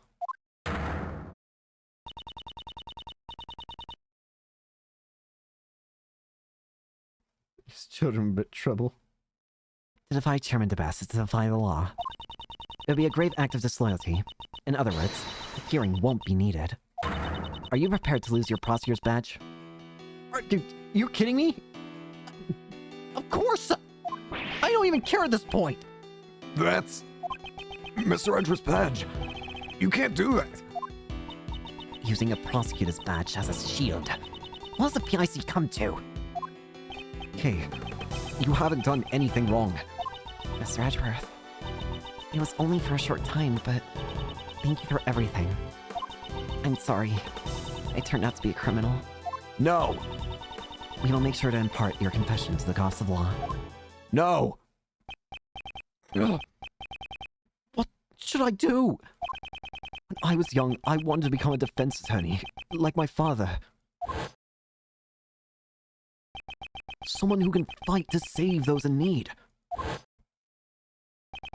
And right now, this badge is holding me back. A mere badge for the life of a dear friend. I don't even have to consider it. Fine, you want it? Take it! Alright. Very well, Mr. Edgeworth. Hold it! You want the badge so badly? Hold it right there, Judge Courtney. What is it now, Prosecutor Edgeworth? You want it so badly? Then have it! This is yours now. You don't have power. This is your prosecutor's badge. Prosecutor Edgeworth, what is the meaning of this? Consider this my resignation. I am no longer a prosecutor. Mr. Edgeworth, What are you doing? Explain yourself, Myers Edgeworth! you can't be serious! Mr. Edgeworth, you're joking, right? If you are a prosecutor, then My only mission is to bring the truth to light. If it's the prosecutor's path to turn a blind eye to the truth, then that title is worth nothing to me. You have no power over me anymore, Courtney. I will walk in the path that I believe in. I will not be stopped here. You're running away from Von Karma. From me. No matter what you say, I don't intend to go back on my decision. So you're leaving me behind again. I'll never forgive you for this. No, this is all my fault. Kay! I'm sorry. If only I weren't here. Wait! Kay! No! Detective Gumshoe, don't follow me! But, Mr. Edgeworth, boss, I'm not your boss anymore, Detective. that's just too much, sir. It's always been you and me. We're always a team. Detective Gumshoe, you are no longer need to follow my lead. You should try to accomplish whatever you can on your end. Kay! This is bad. We just let the dangerous criminal escape. How could I let her get away? And after all my hard work, you see. Rest assured, Mr. Chairman. This area will be locked down immediately. Good. I expect the best from you, Courtney.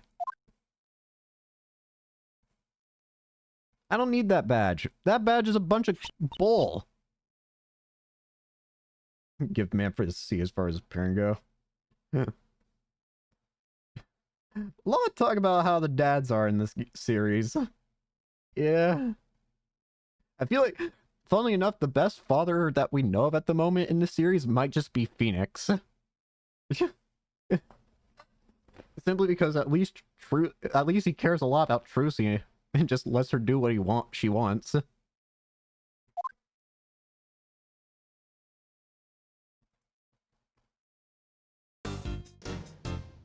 King's child, I was helping gamble. I did forget about that. Never mind. He cares for her, question mark? Does every single father in this game just have problems? In this series, I mean? April 5th, 5th I Prosecutor's Office, room 1202. Kay! She's not here either. Where in the world could she have gone? Oh, Ray! What are you... Knock, knock. I'm here. Mr. Shields. What's going on, Miles? What a long face. Take it from Uncle Ray. You won't be popular with the ladies looking like that. Why are you here? Did something happen? That's my line. Have you seen the news about the murder at the PIC headquarters? Your hearing, wasn't it there today? I found myself wondering if you guys had somehow got caught up in it. Wait, it's already made the news. I hear they're searching for a teenage girl suspected of killing an attorney. I can't imagine it could have been her, but it has been bothering me.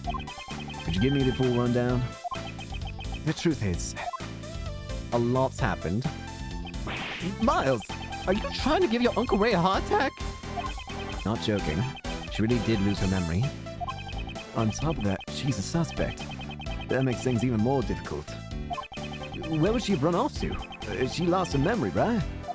I was hoping she would return here, but not likely. She felt responsible for what happened to you, right? Then there's no way she would come back here. I know that! Where else can I look? Calm down, Miles. This isn't like you. It's rare to see you get so heated up. Well, not that it's a bad thing. If you're trying this hard to save an innocent suspect from false charges, I'm sure you make a great defense attorney. Actually, just a while ago, I turned in my badge. But that doesn't mean I decided to become a defense attorney. Besides, Kate isn't just a mere suspect. I may have only known her for a short time. We've been through quite a lot together. And I know she isn't capable of murder. I'm surprised. I never thought you would go so far as support someone else. I don't know if you even realize it yourself, but it seems a deep bond's already begun to grow between you and Kay. I'd say it even gives my bond with your father a run for its money. No, it's not that deep. She just keeps barging into my state of affairs. Yeah, that girl can be quite a handful. But I'm certain that something has changed inside you since you met her. I'm really jealous, you know? After all, I lost my old partner. That's why you need to find Kay right now. I don't want you to lose your bond like your Uncle Ray did. Well then, I have a proposal. We have no idea where she is, and searching around blindly won't get us anywhere. In that case, why don't we try searching for the cause of her memory loss? Ah, I'll try and fix her memory up. That might help get us some information that could save her. Maybe that could give us a lead. I see. That might be a good idea. From what she told me, something must have happened to her at the Grand Tower. Great, that's it. Let's get going then. Hey, at the very least, could you stop looking so grim? If you say it that way, Kid probably won't want to come back at all. Good grief. I'm no match for this man. Aw. Uncle Ray. Wait, I see person here. April 5th, 6:42 p.m., Grand Tower viewing platform. Gregory is one of the only good fathers post 1950. Swear. There's always an issue, though, with the fathers. I mean, Gregory also died, though. Either the good fathers are... Either the fathers in this series are either... They're good but dead, or just have problems. Seems it's already dark. Still open on the day of the murder. Gotta admire the capitalist spirit. But there's no one here. Looks like we've got the place all to ourselves. Dying wasn't his fault. I know, but it's just... I'm not saying it's his fault. I'm saying that the fathers in this series are just either dead or have some kind of issue. Or, I don't know. Basically, the moral of the story is, if you're a father in the series, you're going to have something happen to you. You're going to be accused of a crime, you're going to be killed, or you're going to be, like, abusive in some fashion. It sounds like. Because I swear, every single parent in this series, or every single father, has just had something happen. There's no father in the series that is normal. But there's no one here. Looks like we got the place all to ourselves. To prove Kay's innocence, I'll need to investigate her lost memories. Face turning like a word. Oh! I guess...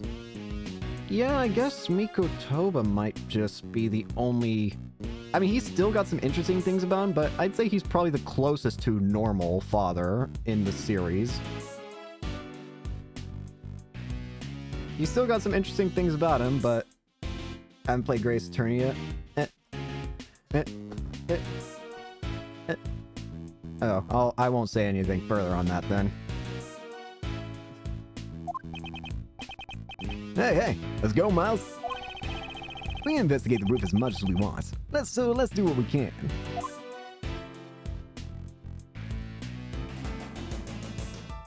Alright.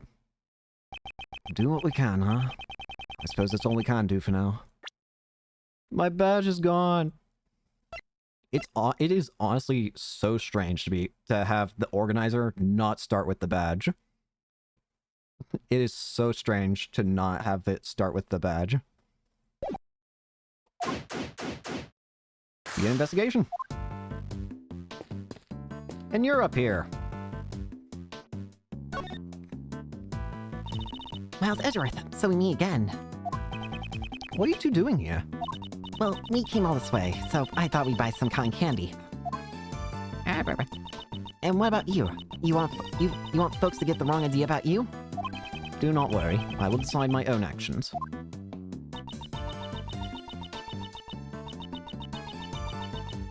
Allowed to make an Ace Attorney game.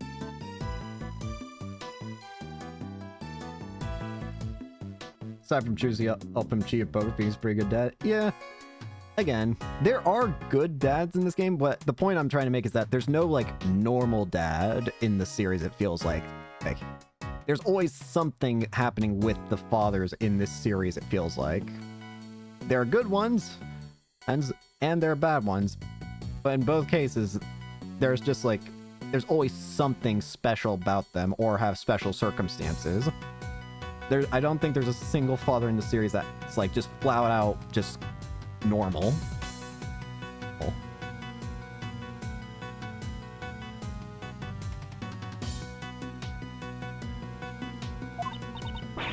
Wait, what? You got fired?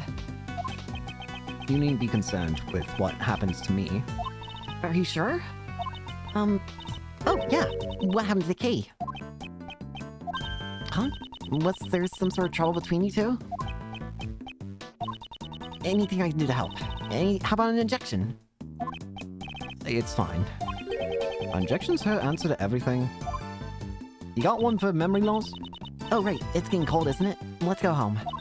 Well then, Mr. Miles Edgeworth. Let's meet again soon.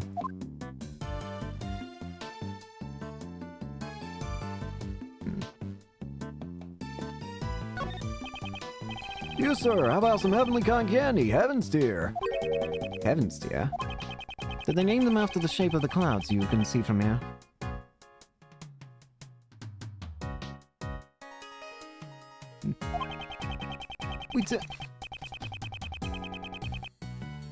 We tear a regular piece of cotton and candy in half and then sell it without changing the price. That's why the name is Heaven's Tear. We tear the cost in half while crying tears of joy. If the customers knew that, they would be crying tears of sorrow. Nice. Is this TV? This TV seems to be used for showing advertisements for their companies at the Grand Tower. Right now, it's just showing regular television programs, though.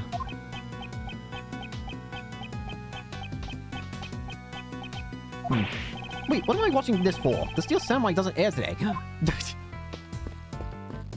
What's out here? If you insert a coin, you can use these binoculars to get a nice view of the city. I'm sure if Kay were feeling better, she'd be happily glued to them. For her sake, I must slowly examine every nook and cranny of this viewing platform. I must know everything. It's a statue of a pony, sparkling in the twilight. The statue has wings. Perhaps it's Pegasus, the flying horse of myth. No, there's a horn on its head. Could it be the legendary unicorn? But I thought unicorns didn't have wings. What's this? There's a plaque at the bottom. The title of this work is written on the plaque. A magical contradiction. I suppose the only part of this work I was able to understand was the contradiction part. The magical... It's a cherry tree with branches spread wide. The flowers are nearly in full bloom. According to Kay's testimony, before she was pushed, she was standing under the cherry tree. Alright. Standing under the cherry tree. What do you have to say, Ray? Why do you think Kay lost her memories? Was there something she wanted to forget? No, she had to... The other main thing, aside from the murder that I figure out, the other main thing that I want to figure out is also not even Kay's memory loss. It's how'd she survive? Because our current story is that Kay fell down from a 50-story building. Which, no, that didn't happen. There has to be something more. Oh. Although, then again, I guess Phoenix also survived falling from a burning bridge, so... Maybe... I don't know.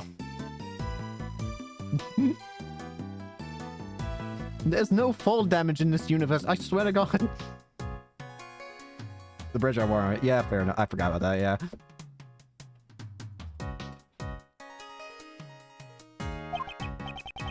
Miles, did you say something over to... Of course not! Phoenix was over. Yeah, I forgot about that. I would never say anything that cruel to someone. Well, I might have said some unkind things to Detective Gumshoe in the past, but... Kate fell off a building. Just a little tumble. Just a little 50-story tumble. Oh, just walk it off. Just a sprained ankle is all you'll have. I see. Now I feel for the big guy. What logic do I just have the one piece of logic right now? I do.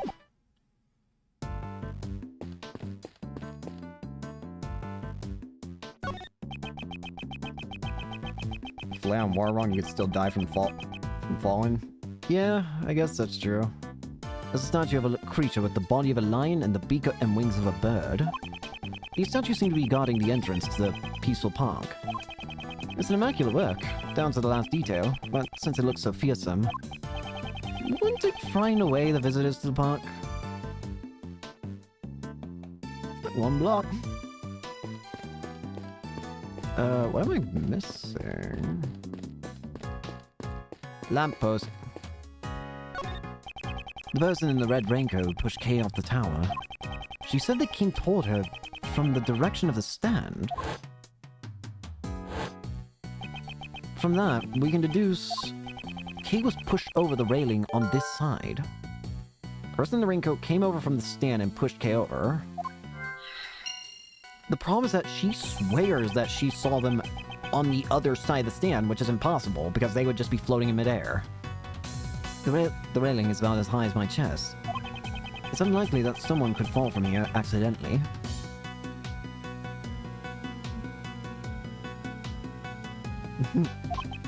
I don't see any particular problems with this railing.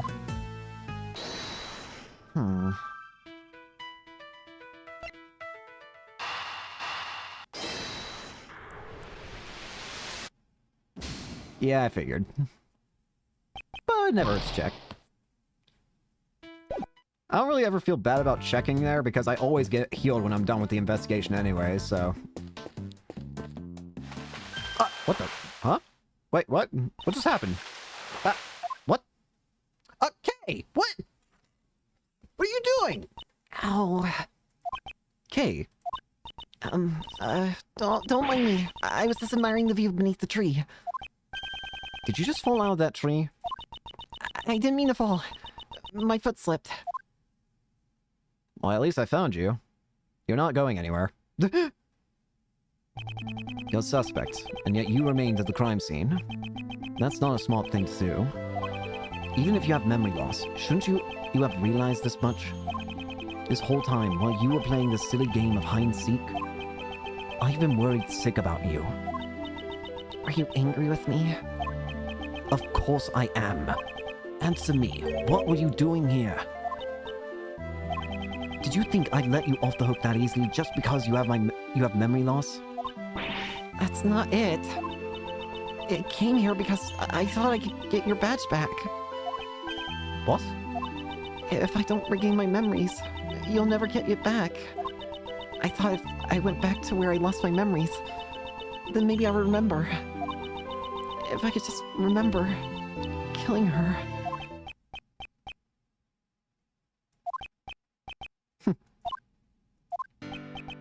You're still the same as you were before you lost your memories. Your thoughts and actions have always exceeded my expectations. Without a doubt, you are the Kay Faraday I know so well. However, I cannot approve of your recklessness. I understand. Cut! You get 0 style points, Miles. Or more like negative points.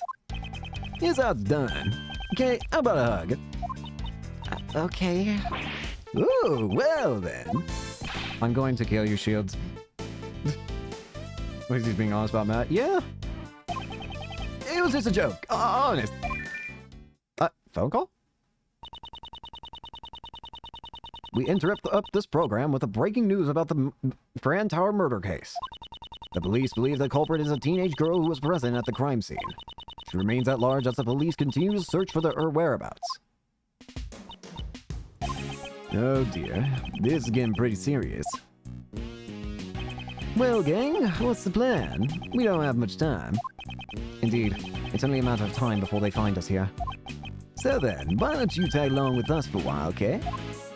But I'll just cause trouble for you again. It pains me to say this, but I've got nothing left to lose at this point. They have no control over me. Mr. Edgeworth. That settles it. We're all in this together now. Miles, you're in charge of proving Kay's innocence. Failure is not an option. Yes, I understand.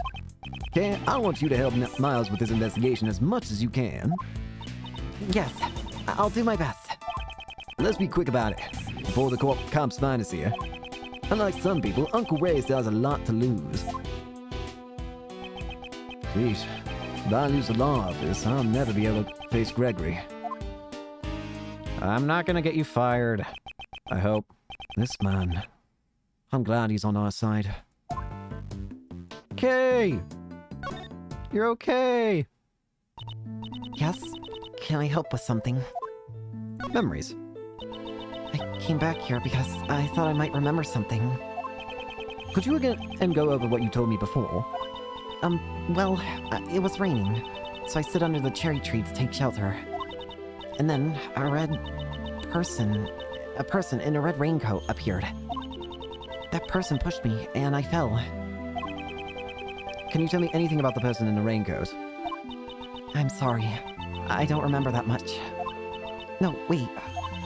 As the person approached me, I saw the moon just over their shoulder. The moon? Really? The moon? Huh. Yes, that's right. It's just a faint memory, but Oh, wait. I think the moon was in the exact same spot as it is now. is floating just above the cherry tree.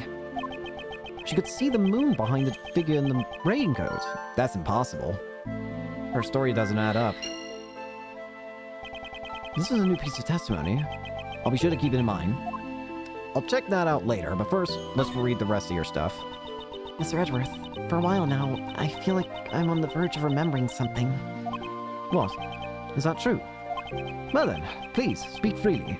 Say whatever comes to your mind. Okay. I remember a faint scent. It was a wonderful smell coming from the counter of a food stall. That wants food gonna head out. Oh, that was all good. Thank you. Thank you for watching for a bit. I followed the fragrance, only to find a perfect sculpted burger resting on 2 golden buns. The tender and juicy patty made my taste buds sing with joy. Yes, I can remember what I thought at that moment. I want seconds. I don't think this memory has anything to do with the case. You called yourself the great thief Yagarasu. You pride yourself on being a noble thief who steals the truth. Do you remember anything about that? Well, maybe I was called a noble thief because I won the Nobel Prize. That's noble, not noble. And you don't give prizes for thievery. It's still the same you as always, isn't it? Anyways, there's a big problem here, okay? The moon. It was in the same spot, and yet Kay was standing under the tree. Was it the railing that I have to match it with?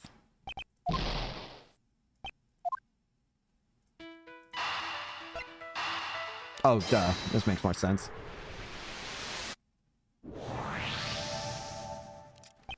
If I recall Kay's testimony, a person in a raincoat approached her from behind the candy stand. Then, this person supposedly pushed Kay over the railing opposing the stand. Moreover, Kay said she saw the moon over the person's shoulder. However, earlier I confirmed that the moon is floating in the opposite direction. And on the night Kay lost her memories, it seems the moon was in the exact same spot. Therefore, the positions of the moon and the person in the raincoat don't match up. Her memories have probably become confused. After all, had she actually been pushed over the railing, she couldn't have survived the fall. Perhaps I should question Kay's memory of where she fell. Kay probably did not fall over the railing. So what happened to you?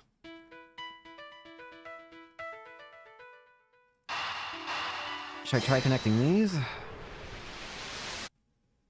Yeah. Kay was not pushed over the railing on this side. After all, if you fell from here, you wouldn't even be alive in the first place. But I'm certain I was standing under the cherry tree. If I fell, then the only place I could have fallen was over the railing. Well, maybe the ground was just open up from under you and swallows you up. The ground here can open up? How? No, it was just a joke, okay? Please don't take it so seriously. No. Strange as it may sound, that may actually be the truth. Even if it's only a small chance, it matters not. Let's try searching the area around the tree. Is there something around the tree? Wait!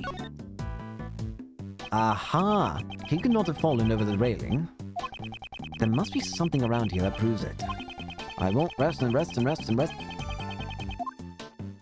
This is... looks like a maintenance hatch. Okay, maybe you fell down here. Did Kay fall down the hatch beneath the cherry tree? Yeah. Nah, just kidding. There's no way something like that could happen. I'm sorry. I just can't remember if... No, that's just a joke. You don't need to take it seriously. Right. So, when should I take you seriously then? When indeed? Well, if you jumped into Uncle Ray's arm... Mr. Shields. Come on, Miles. It was just a joke. A joke, you know? Stop joking with a person's memories. Oh, I get it. No one ever takes you seriously. Ouch. That stung a bit.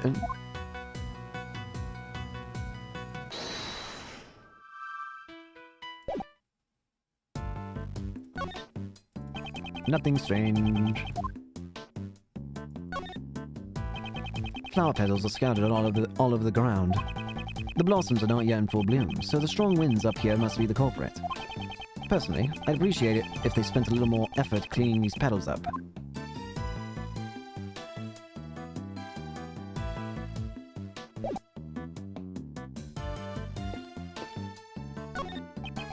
I can't believe this incident is already on the news. Well, now they can't win it. Maybe they're doing a live report from that helicopter over there. Uncle Ray's gonna be on TV. Miles, make sure you tune in. What is he thinking of at a time like this?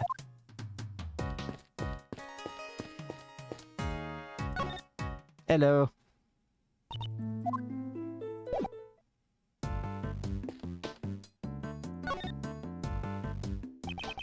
We're seeing live footage from the 50th floor. The investigation will continue through the night. The 50th floor? Isn't that the meeting room of the PIC headquarters? That's right. We can see the shadows of the investigators behind those blinds. Uh-oh. Looks like making a clean getaway just got that much harder. It seems we have no choice but to cleverly evade the eyes of the media. Maybe Uncle Ray should have become a spy instead of an attorney. If worst comes to worst, I may have to use Mr. Shields as a decoy. Miles, just now, you were thinking of something terrible, weren't you? I won't rest until I've inspected everything.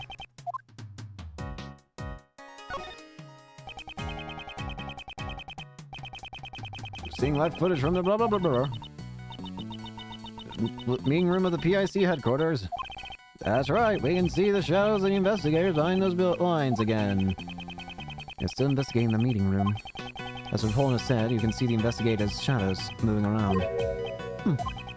There's a huge contradiction in this image. I should present that piece of evidence. What the heck? Wait, what the heck is that? What? Wait, what? What do you mean? But that's... Wait, what? Is this...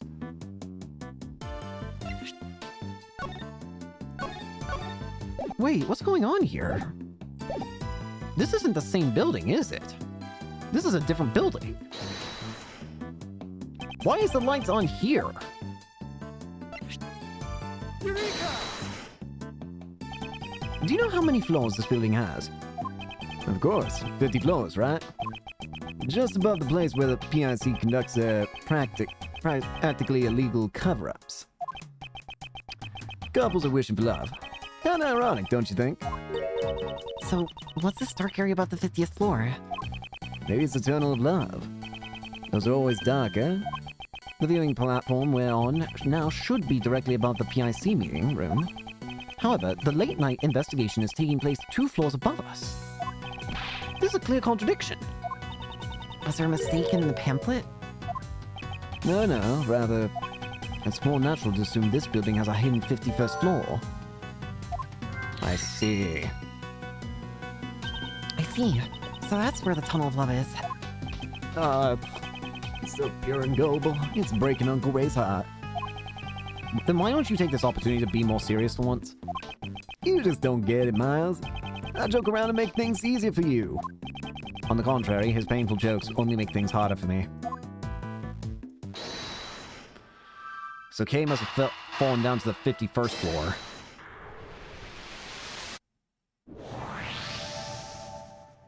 An extra floor between the 50th floor and the viewing platform. Why didn't anyone notice it? Normally, you'd notice it. I mean, how could you add an entire floor? That is where the problem lies. No one noticed something that should have been easily noticed. In other words, it must be impossible to access the 51st floor through normal means. I see.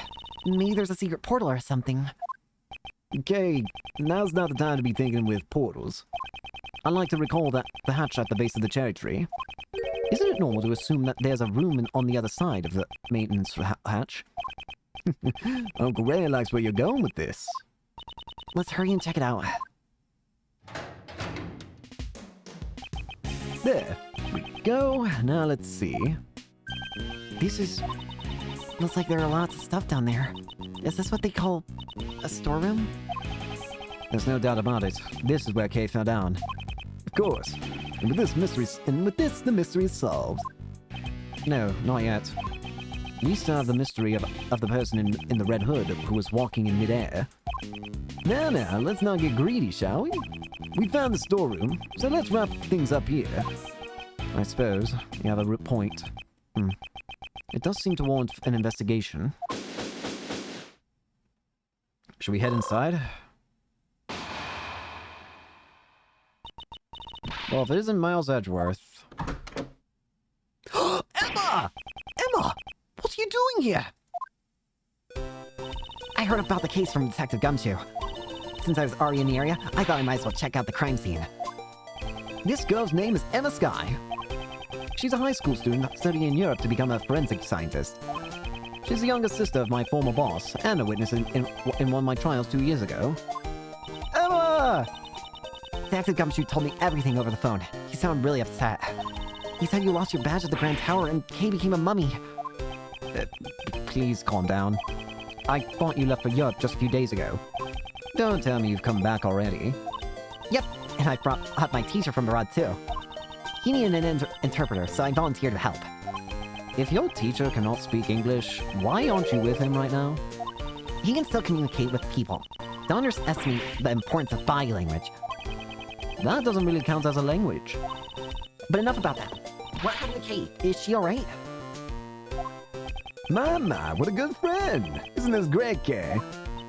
Yeah. Who are you? And are you Mr. Edgeworth's new assistant?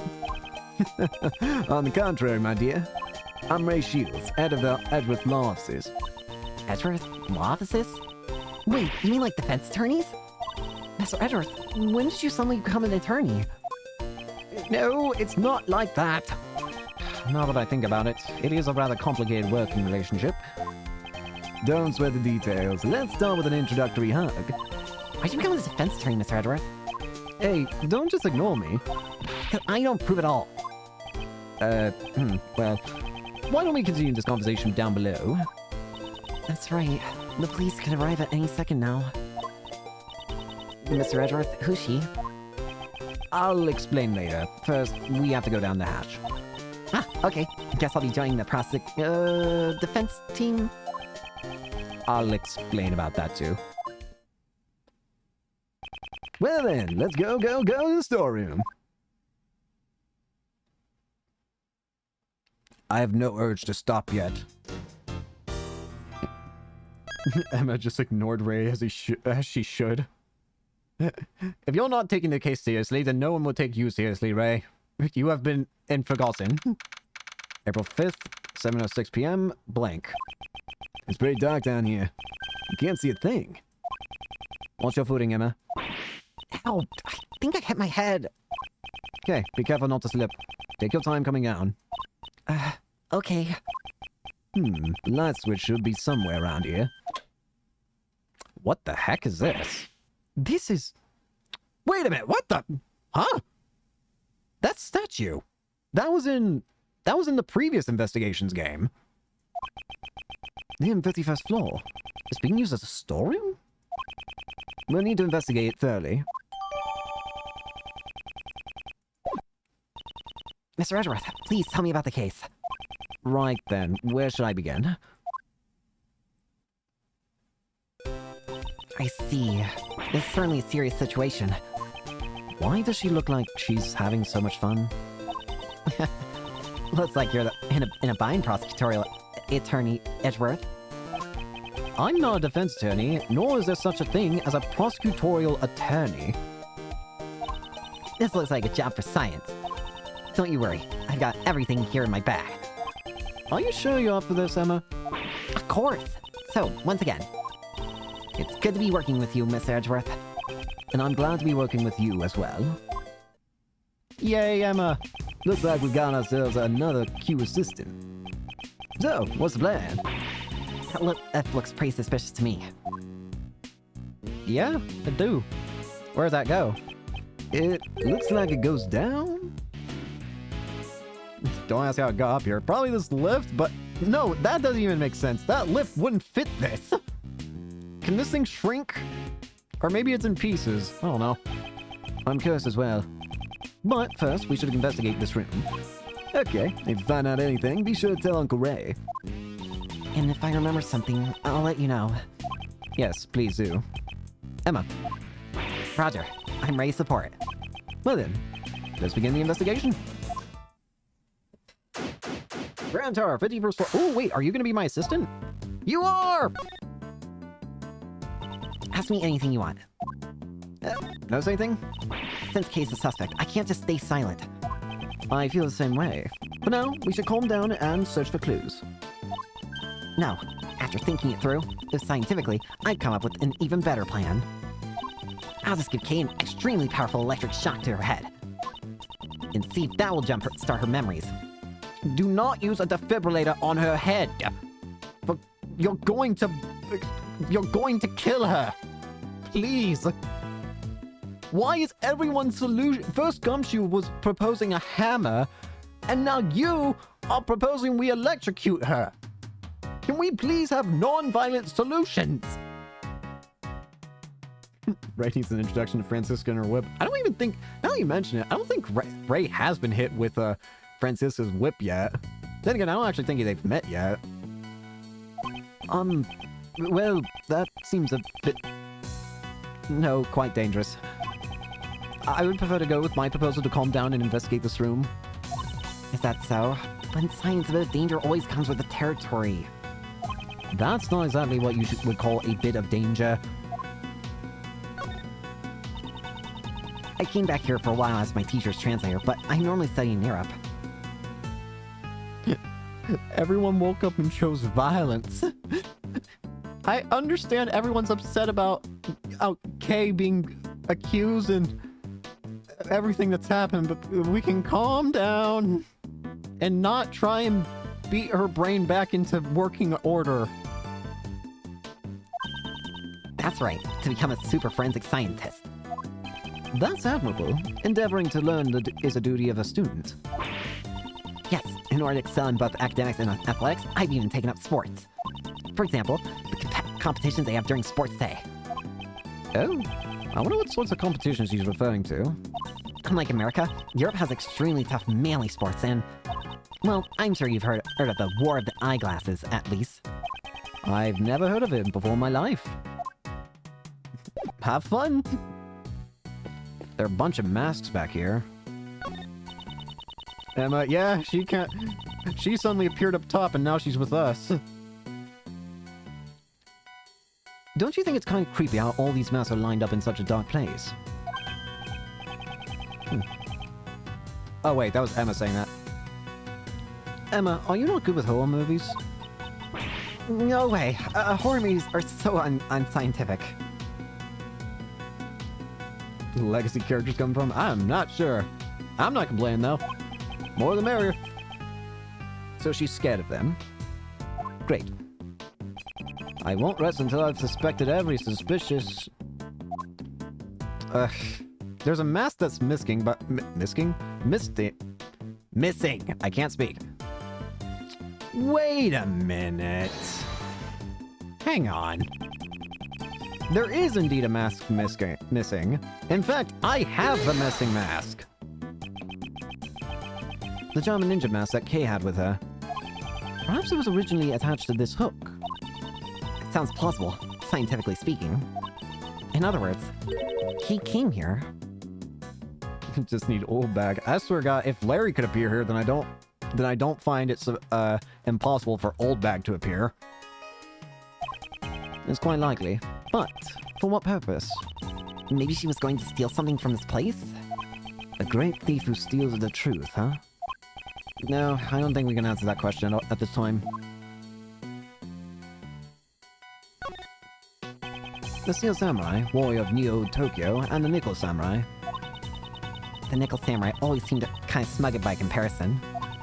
And his slender build doesn't look cool at all. I definitely prefer the Steel Samurai. It seems she has good taste. There's the Plum Princess. When you think of the heroines from the Steel Samurai universe, she's the first to come to mind. Especially when combined with Larry, yeah. That's right. I love the Pink Princess too. Emma, you watch this kind of show? Yeah, of course. You like it too, don't you, Mr. Edgeworth? No, I wouldn't go that far. Really? Since you have Steel Samurai's figure in your office, I thought for sure... So even Emma has noticed it. Don't know what these other statues are, though. It's Captain Saipan. He's really popular in Europe. All the kids, even the adults, dress up like him. I think the flower on his head would be a little too much.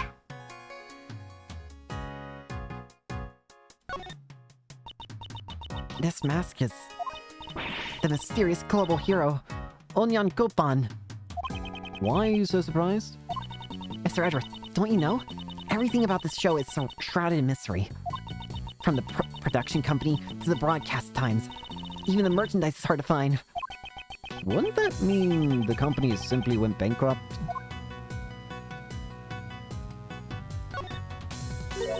What TV show are these masks from? I'm not very familiar with it, but I believe it's called the Students of the Starry School. Each member of the class is a hero of justice. So I guess that those red and white caps are part of their school uniforms. And maybe the number of the icelet it's on the mask corresponds to their class rankings. See, the one on the left is ranked number 1, and the one on the left is number 2, and so on. Oh, I see. So that's how it works. If that's the case, the student with the lowest rank would have a mask full of holes. I guess we'll have to watch the show to find out. What's this box down here? These are murder case files. Huh? What are those doing here? By all rights, they should be kept at the prosecutor's building, or the courthouse, but it would seem that someone has removed them. Something is afoot, and we are none the wiser. Yeah. Is that everything from here? Alright, yep, I already checked everything. It never hurts to check again. What do we got here? These, What is it? Oh, wait, what? What the heck? Wait, what? Wait, what? Huh? This is weird. Isn't that the nickel... that's the Iron Infant on the top, like... The items displayed on the shelf here, if I recall correctly. They're all evidence from past cases I was involved with. What are they doing here? I guess that would make this place the PIC's evidence storeroom, huh? These items should be kept in the care of the police. Don't they keep evidence in the prosecutor's office? Only for current trials. However, once the verdict has been reached, the evidence is transferred over to the police department and stored in the evidence room. But it looks like the evidence has been stored here instead. There's no point in worrying about it. For now, I should try and examine everything. Looks like some of the evidence have tags in front of them. And there are numbers written on the tags. Maybe they're the ID numbers of the evidence. No, based on how large these numbers are and the nature of these items, I'd say these are prices. Someone's selling evidence? Why? Prices? If that's the case... Wow, these are ridiculously expensive. She seems more concerned with the high prices than the legality of this whole affair. The evidence on display. I should inspect every nook and cranny. Yeah, this is the doll that was in the first case of this game. This was the doll that was inside the president's plane. This doll, I'm pretty sure, was the Iron Infant that was in the last case of the first investigations game. And these three items down here are also part of the first investigation's last case. The lamp, the oil, and the perfume that you had. It's a small bottle. I've seen this piece of evidence before in the past. Huh? Is that all? Yes. What more did you want me to say? I need to make a memo. Note to self. Even the most boring objects sound like works of art when Mr. Edgeworth describes them. Don't read a memo like that out loud. Ink. And a lamp. Both are evidence that I've handled before. I saw this stuff here linked to you. Many of the items here are objects that I've handled just a short while ago. But it's probably only a coincidence that they're all collected here. A coincidence? I never thought I'd heard you say that weird word, Mr. Edgeworth.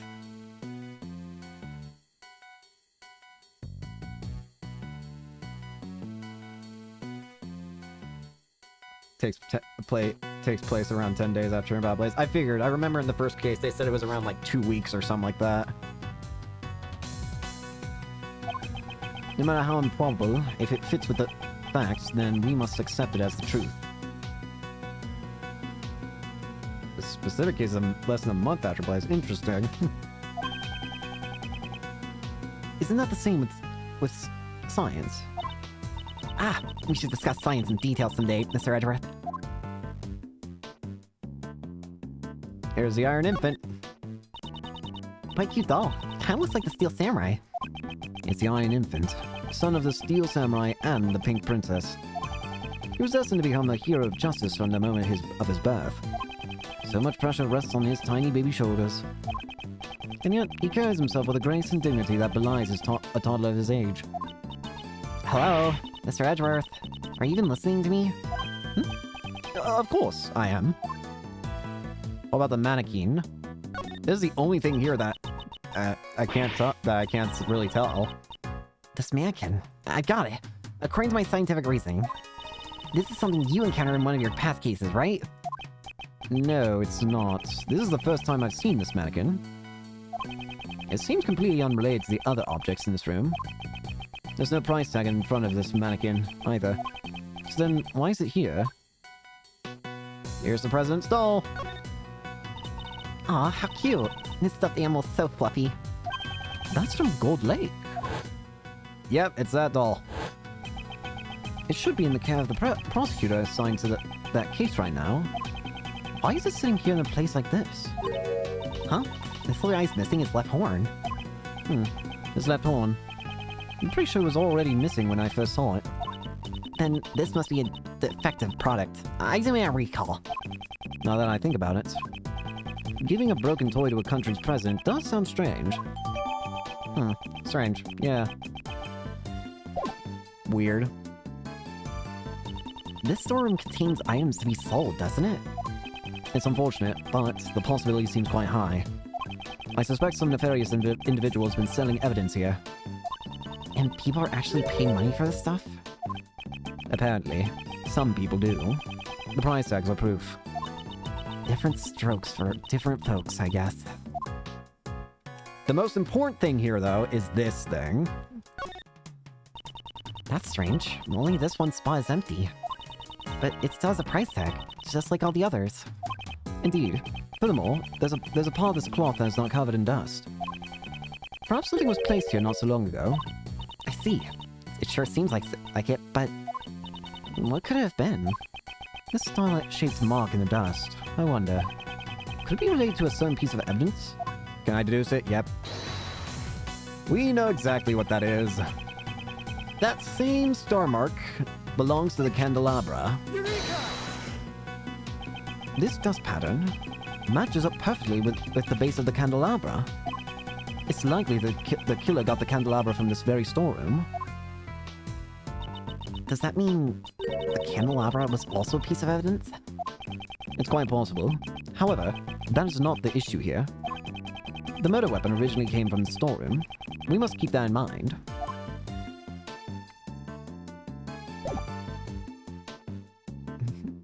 No wonder everyone comments on Edward's wrinkles. Leave my wrinkles alone. I hit the wrong button. Hello, Kay. Scientifically speaking, this must be a wooden icebox. This chain is tied around to keep it for the cold from escaping. Probably. No, Emma. Wouldn't this be a costume trunk? It's made from wood that repels bugs in order to protect the clothes inside. Ah, I see. Of course. That's another possible theory. If your clothes are stored in a cold place, it will be nice and cool to wear in the summer. Doesn't help he's a natural grumpy man. Permanent frown. I guess she's still sticking to her icebox theory. Have fun with that. There's a transceiver sitting next to all these trophies. I think anyone handling 9 insane cases over 25 days would go insane. Yeah! Yeah! I'm tired. I just want to sleep. Please. It seems like they were lined up together on purpose. Looks like it's still got batteries in it. Might come in handy later, so I'll pick them up for now. I'll be sure to put it to good use before I turn it into the police. That sounds just like what a certain great thief would say. But I'm not going to bother. The statue. I remember this. Yes, is it some sort of new fact? No, this is evidence from a case that I was previously involved in. I believe it was called the Alice Red statue? There was supposed to be 2 of them, one real and one fake, but yeah, the fake one had like golden eyes. No matter which one this is, it's unnatural for it to turn up in a place like this. This one's the real one then, though, because it's got the actual red eyes. Actual lawyers usually handle between 15 and 50 cases at once. That just sounds painful. Mr. Edgeworth, you've really seen a lot of cases. Huh? What's that sound? What's that sound? What the? What? What do you mean? You? Where'd you come from? You got it! I got me a scoop. God, my eyes! Stop it! You ain't getting away from the great live camera that easily. I reckon y'all must be criminals. I'ma snap 16 shots before y'all can even say cheese. We're not criminals. Really? You ain't fooling my camera of justice with those words. You are... Huh? Ain't you that heinous prosecutor from back then? Who are you calling heinous? This is Lada Hart. She's a photographer I've dealt with during my past cases. I see her distinctive accent and her chatterbox mouth haven't changed a bit. Just look at that face. You're obviously up to no good. Seems she has a bad impression of us. Now it's time to pay for your dues. Stand still while I photograph y'all. We only came here to investigate. Lies. You think you can fool me like that? Mr. Edgeworth, she's not listening at all. She seems harmless. Let's just leave her be for now.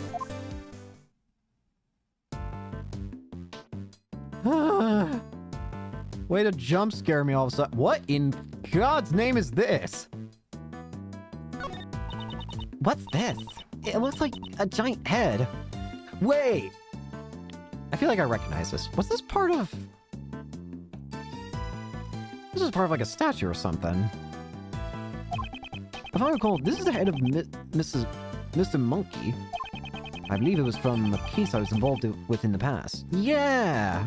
It was like the, whatchamacallit, the TV company? It was a case involving the Steel Samurai, I think. It's impressive how they were able to get such a large object into this room. Mr. Monkey, huh? That doesn't really have a nice ring to it. Maybe you remembered the name wrong, Mr. Edgeworth. Impossible. That can't be true. There's a huge stack of money piled up here. How am I find? They're all $100 bills. Talk about big bucks. Big bucks. Stacks of cash found in storeroom. A big deal, huh? So, how many times your yearly salary do you think this is worth? Leave my salary out of this. We only pick fun at Gumshoe's Gallery, and I guess sometimes Detective Bad's, considering I noticed that his salary was mentioned like once or twice. Anyways, big deal, you say? Someone bought something here.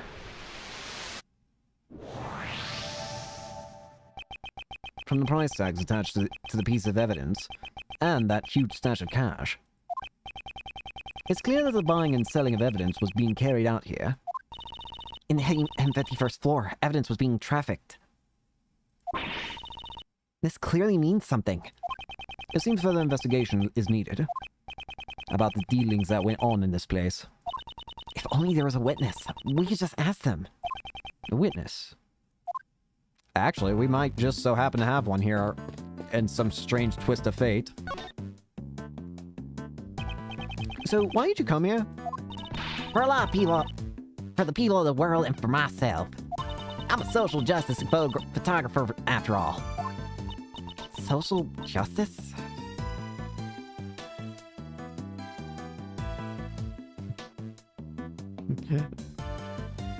Non-insane cases, yeah. Then allow me to guess the reason why you came here. Was it perhaps expose the illegal evidence trafficking?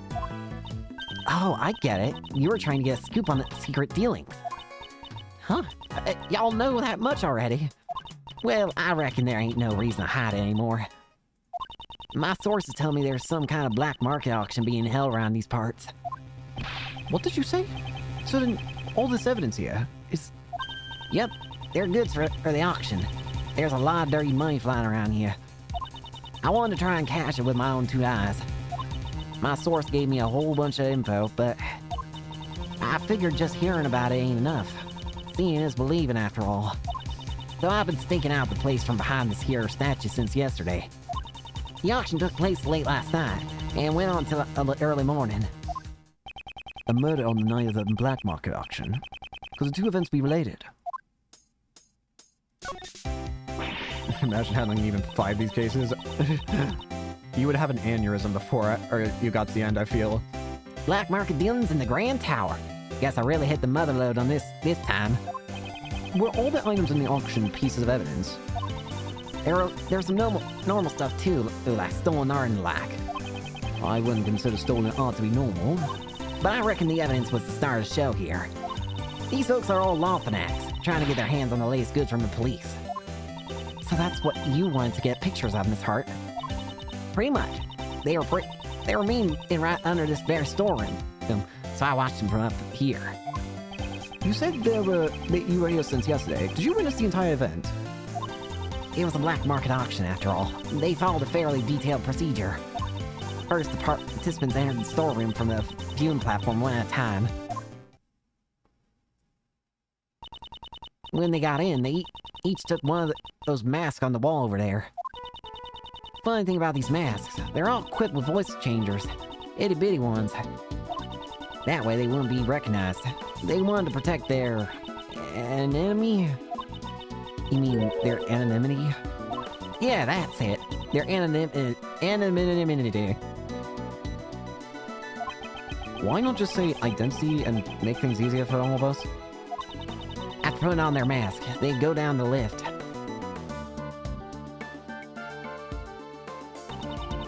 And the next fella would come right in. On the way back, it was the exact same thing, but in reverse.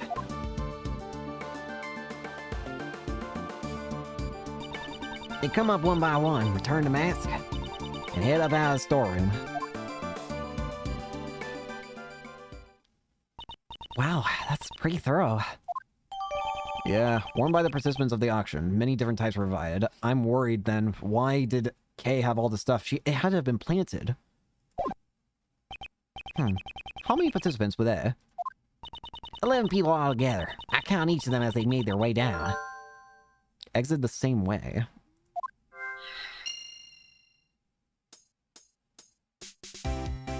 What happened? I'll have you know I wasn't just laid up behind the statue the entire time. Then where were you in the beginning? Beginning? Well, don't you worry yourself about that, you hear? So she was hiding behind the statue the entire time? I watched the folks coming in while I was lurking in the shadows.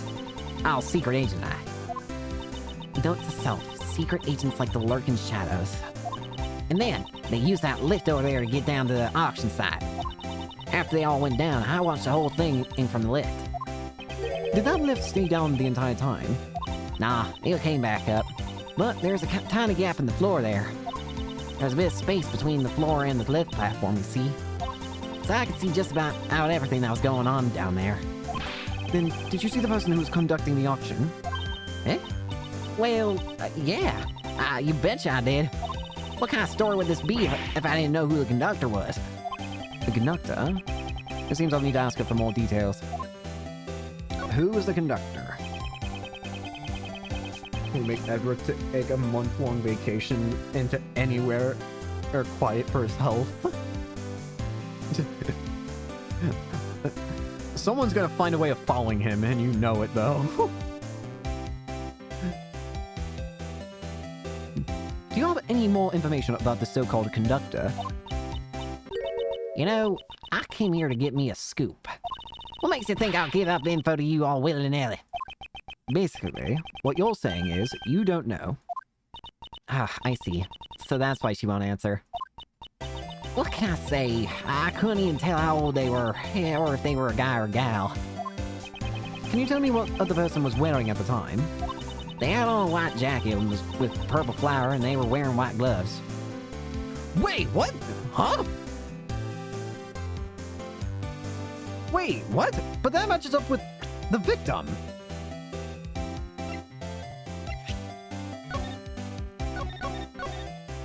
She has white gloves in her pocket. She has a purple. She has a rose in her pocket. What? That was Jill Crane then.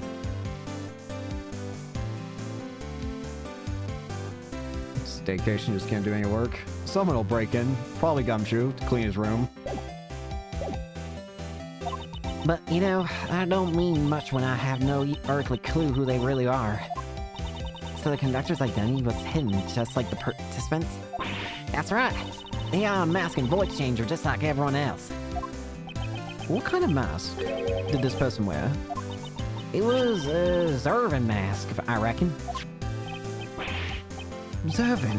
What a blaze is that supposed to be? Mr. Edgeworth, you don't know about Zervin? He's a sworn enemy of the global hero Onya Unkopo. Zervin, the ruler of time. Seriously, who hasn't heard of him? Most people, I'd imagine. Since the conductor wore a mask, I assume you were not able to see their face. Not even a teeny wee bit. And after I came all this way for my big scoop, this whole story has turned out to be nothing but fool's gold. No, that actually you might have hit real gold for us. That set of clothes seems familiar. Perhaps I should show her that piece of evidence. Yeah, it was Jill Crane then. You said the conductor wore a white jacket with a purple flower and white gloves. That's right. They sure look spiffy for a criminal mastermind. Miss Hart, did they look anything like this? Hey, that's it. That's the conductor. What? Hey, hold your horses. Are you telling me the conductor is dead? She's a victim of a case we are investigating. Her name is Jill Crane. Have you heard of her? Can't say I have. So, she was the lady, huh? What kind of gal dresses like that? She gets her kicks by fooling me into thinking she's a guy. I doubt her intention was to deceive you. Setting that aside, we have established something of major importance. The victim was the conductor of the black market auction. I see. So the conductor was killed. That might explain. Explain what, Miss Hart? No. It's nothing, honest. Miss Hart, you clearly sound suspicious just now. And I'm telling you, I ain't. Can't be. Sorry, but were you trying to say something? No, I ain't. I ain't said nothing. Please don't be like that. Please tell us. How many times I gotta tell y'all? I'm a journalist. Information is what pays the bills. I can't just go around spouting everything I know. I've already said too much. I got nothing left to say to y'all. Then, what if I found some fingerprints for you? What good would that do for me? I don't want none of your dusty old prints. Why don't you two follow my example and do some investigation on your own? Oh, I guess she won't tell us anything. Wait, we had this situation before with Larry, didn't we? Please tell me, is it time? Please, soon? Not to worry, Emma. Just leave it to me. Is it time? I have a certain method of drawing out information from those who wish to hide it. If my opponent's lips are sealed, I will be the one to unseal them. Let us begin. It's time! Logic chess. First, let's analyze my opponent's demeanor. 3 pieces. I ain't telling you nothing, so quit wasting my time. She seems rather impatient. If she's trying to cut off the as if she's trying to cut off the conversation. The best minigame. I really do like Logic Chess. I would love to see this appear somehow in a future Ace Attorney game. I must be careful with my time. I won't have long to consider my responses, so... She tries to cut off conversation. I'm almost certain that she's hiding something from me. That's where I'll begin my attack. Now then, time for the first move. Logic Chess, begin! Let's calm down and talk to Silver. Don't you think you're overreacting a bit? Let's just calm down and... I'm always calm. Now leave me alone. A real journalist always keeps her cool. Speaking of journalists, I have something interesting to tell you. A few days ago, I met another self-proclaimed journalist. She spoke with an accent quite similar to your own. She spoke like me. Then maybe it was... It was your student, wasn't it? Nicole Swift. Yep. She had a distinct way of speaking, one very much like your own. Furthermore, she said that she had a mentor. Could she have been referring to you? Hit. Oh, so you know Nicole. Well, ain't that a fun little coincidence? Where'd y'all meet? Wait. No, stop trying to get me a spill of beans. Phew, that was a close one call. It seems that she lets down her guard when she talks about Miss Swift. This could be a useful clue. Give me information. I want you to tell me everything that you know right now. Oh, wait, Jose. I ain't spilling my guts at someone I have no connection with. Perhaps I should use that clue. I'm an acquaintance. You say that I have no connection with you, oh Miss Hart? But don't we have a mutual acquaintance with your apprentice? Yep, hit. Well, I reckon it would be mighty cruel of me to give Nicole's friend the cold shoulder. Then why don't you share with us what you know? Well, when you put it like that, I guess I could let you in on my... No, I'm falling for your nasty tricks. No, sorry. Your scoop. No, I just forget it. It ain't nothing important. You have a scoop. Such a slip of the tongue. It's hardly becoming of a journalist. You have a scoop, don't you? Now, tell us what it is. Bang. Yeah, all right. You got me. Add me a perfect scoop. But I ain't telling you what it is. I'm gonna sell that story to a publisher. The information she is hiding could be vital to the investigation. I need to make her talk. Next, I will press her on the content of her scoop. Alright, help me up. She may be quick to lose her temper, but she's even quicker to loosen her tongue. She is not a difficult opponent. Now, to extract the information from I need. Is it related to some sort of incident? Does your story pertain to an incident of some kind? Well, maybe it does, and maybe it doesn't. That's hardly a clear answer. Why are you always hollering at me? I ain't done nothing wrong. I just snuck in to do some investigating reporting. You were trespassing. You didn't do anything wrong. That's a bold statement. Considering you're currently trespassing on private property. Hey, you're doing it too. Well, I guess the prosecutors got the right to investigate wherever they please. I probably shouldn't mention anything about that. The current state of my employment. There are far worse people in the world, you know. I reckon I'm a saint compared to folks who murder. Oh, is your scoop about a murder incident, perhaps? Considering what you just mumbled. Is it possible your scoop has something to do with a murder incident? Hey, I was only talking in general terms just now.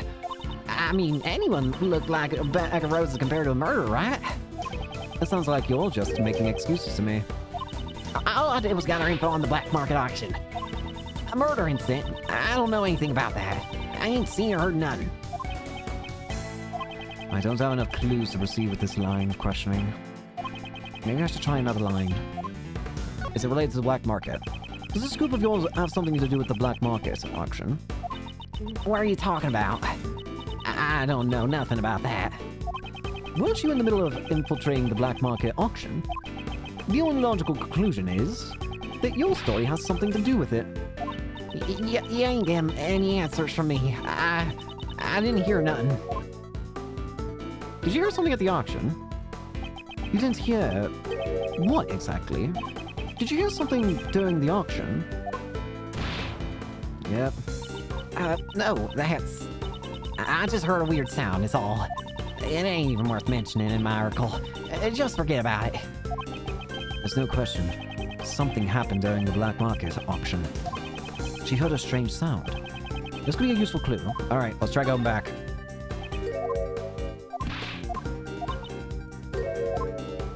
You were trespassing. Bonk.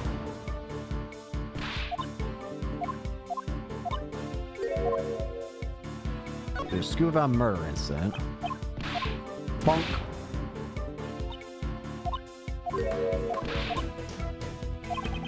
How should I use that clue? Didn't you hear a strange sound? Didn't you say you heard something strange during the auction?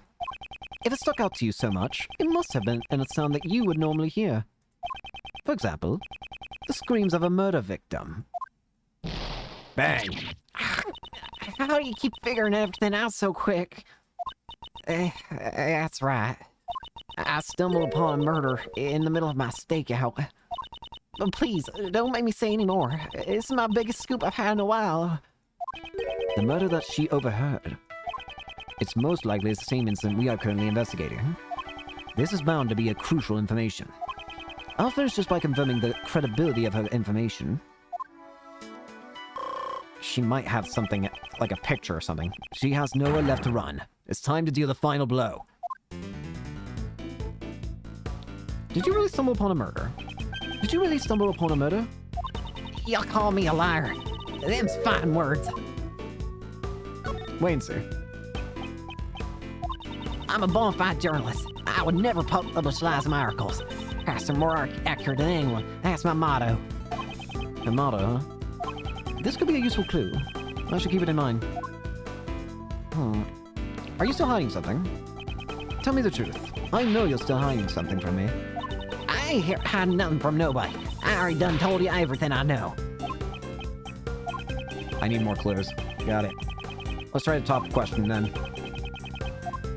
Tell me more about the incident. Tell me what you know about the murder incident. In full detail. Well, my memory ain't all what it used to be. And not much I can talk about. I ain't the most attentive gal in the world, you see. Ah, really? But doesn't that just say... But what did you just tell me? I totally expect a bona fide journalist to be so inattentive. Didn't you just say your motto is to be faster and more accurate than anyone else? Well, that's... As I expected, the credibility of your information is suspect. But I know what I heard. I even got proof. You have proof? You have proof? How's that possible? Explain yourself at once. I got me some... wait, you heard that? Well, I was just talking to myself. Y'all just go on and pay no mind. It seems she's still hiding something. This is an important clue. I'll need to use it effectively. Let's go for it. Let's hit it. Let me hit you with what I got. You still haven't told me everything, madam. Isn't there something you haven't told me yet? You have evidence regarding the incident you witnessed. Something definitive enough to publish in an article. What in tarnation? Let me off the hook already. Fine, I'll tell you everything. I'll even show you the photo if I took it. You stop harassing me. That's good enough for you.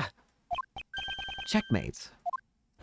Oh, that's... I really do love the logic chess. It is so much fun to just... Let's try. I really hope maybe in some future game, some similar or the same thing could appear. I lost. I really lost. The mouth of the South has been defeated. Now then, it's time to come clean. Tell me everything that you know. I was watching the auction, gathering info for my story. You didn't just watch, though. You got shocking photos too, right? A little while after the auction started, someone won a bid and the conductor banged the gavel. Someone hollered, "We'll finish the deal upstairs," or something like that. That ain't good, I thought to myself as I hurried back to hide behind the statue. Did you see whoever came up? Not quite, but I reckon the fella that came up was the winner of the bid. I could smell the buttery aroma of big fat wads of cash. Buttery aroma? I can't imagine that at all. I reckon this room is where the bidders had ponied up the dough for their purchases. The two of them talked for a while. Wait, there was a second person in the storeroom? You betcha. I reckon it was the conductor. And then out of nowhere, one of them started screaming. I almost scared my britches off. I rolled myself up into a ball and kept on laying low. So you witnessed the murder? Well, I wouldn't say that I witnessed it, but I definitely heard it, though. Didn't you just try and stop them? Just stop right there. That ain't funny. What's a dainty little thing like me gonna do? Dainty? After that, I had some rustling and bustling. The whole time, I was really regretting coming here for something fierce. Well, yeah, that makes sense. I mean... But nothing gets in the way of Lockhart and her photos. This is my big scoop, and there ain't no way I was gonna let it slip away. A bit later, I heard this loud thud. I figured it was my last chance to snap a photo from behind the statue. Well then, would you please show us the photo? Oh, why'd I have to? There it is. There's the red jacket person. This is... the person in the red raincoat who attacked Kay. Finally, we've got evidence of someone else then. The person in the red raincoat assaulted the victim in the storeroom. And then attacked Kay on the roof. We've got the proof we need. Proof that red raincoat person did exist up there. There's only one person in this photo. Where's the victim? Yeah, I thought it was strange too. I could have sworn there were two of them, but when I looked, there was only the one. But that's gotta be the killer, don't you reckon? So she's saying the victim disappeared. The murder may have occurred in the storm during the auction. Is there a way that they could have moved the body somehow? You were able to tell this person was a culprit just by looking. Their hand was stained bright red, so I figured it was them. What happened to the auction after that murder? Nothing really. It just went on like normal. I guess those rich folks don't give a hoot. They got some nerve. The nerve of a journalist is nothing to scoff at either. Last testimony. Yeah, and you can see the blood in their hands in the photo. That is vital. Kay! Kay! Yes? Can I help with something? You have no new dialogue. What about you, Ray? It's me. Oh man, Uncle Ray's eyes pounding up a storm. Surrounded by so many cute pies in such a small, cramped room. Mr. Shields, please try to be more serious. It's just a joke. Uncle Ray is keeping a close watch over little Kay, so you can continue your investigation without worry. Watching over Kay is exactly what I'm worried about. Alright, let me check out the logic. Let's try connecting these. Bingo. If we assume that the murder took place in this storeroom, then we must conclude that the body was here as well. Huh? Isn't that pretty obvious? Do you remember how the participants left the auction? Of course. They passed through this storeroom on the way back from the auction. Exactly. The culprit had to hide the body so that the participants wouldn't discover it. The real question is, where was the body hidden? Yeah. It had to have been hidden in a way where no one could see it. Emma, would you mind lending me your hand? Leave it to me. What do you want me to do? Let's see. Use your luminol reagent to test for blood reaction. If you would, please. Okay, let me show you the power of science. The glint in her eyes is getting brighter by the second. Let's start by examining that ladder over there. Based on Mr. Hart's picture, the person in the red raincoat headed toward the ladder. Chances are something will turn up if we check there.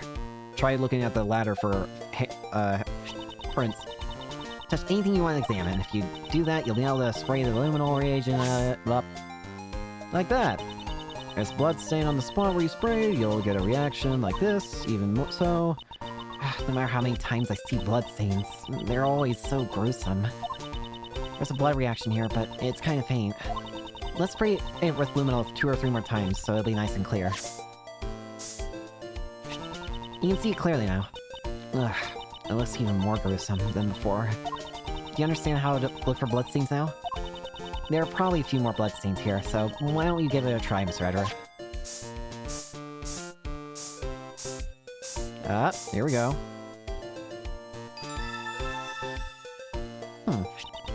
Let's search the rest of the storm for bloodstains just like that. First, let's look for a place to spray luminol. Let's try here. Unfortunately, there were no reactions here. You know what? There might be some here. Nope. Let's see. Wait!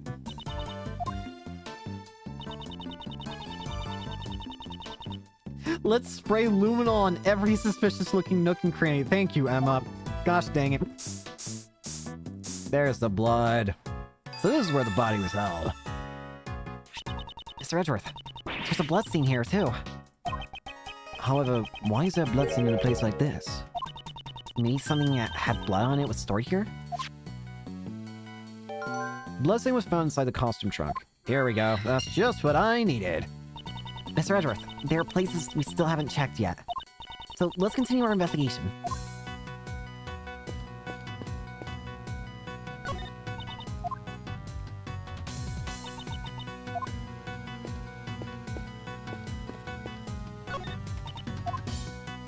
Aha!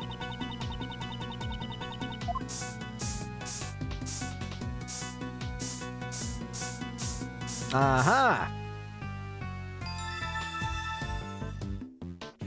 Mr. Edgeworth, there's a reaction. It's a bloodstain. But why in a place like this? Perhaps this is where the murder took place. Ah, it looks like some of the blood dripped down to the floor below. Very nice. Looks like we found all the bloodstains in this storeroom. Seems we have investigated the storm sufficiently.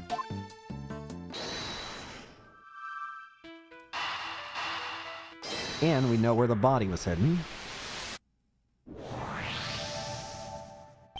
The reason why we found a bloodstain in the costume trunk is because the murderer hid the body in that box.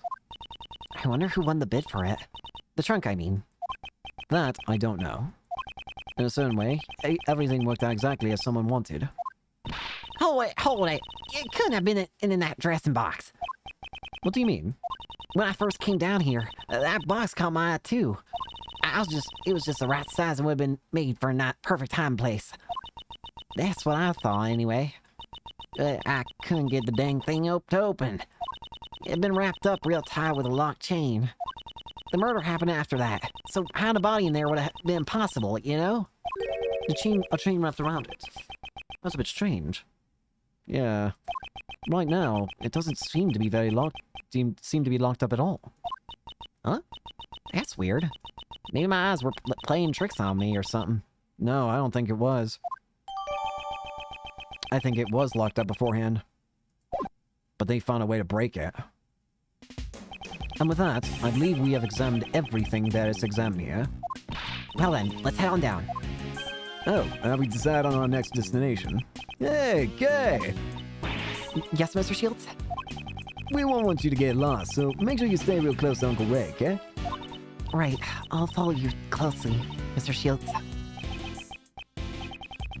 Who's my favorite prosecutor? That's a tough question for me to answer. A lot of good ones. I mean,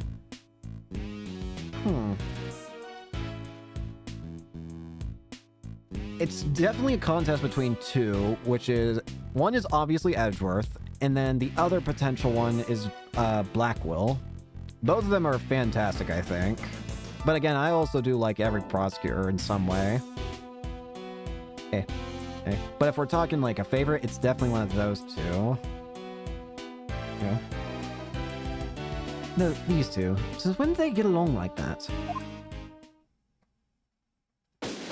We're going down! It's a bit crowded on this elevator.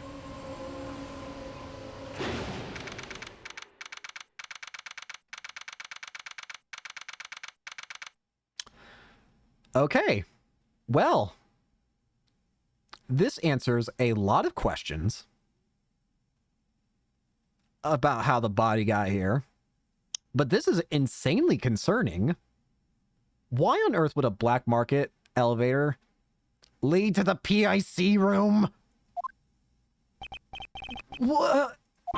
Mr. Edgeworth! How did we get here?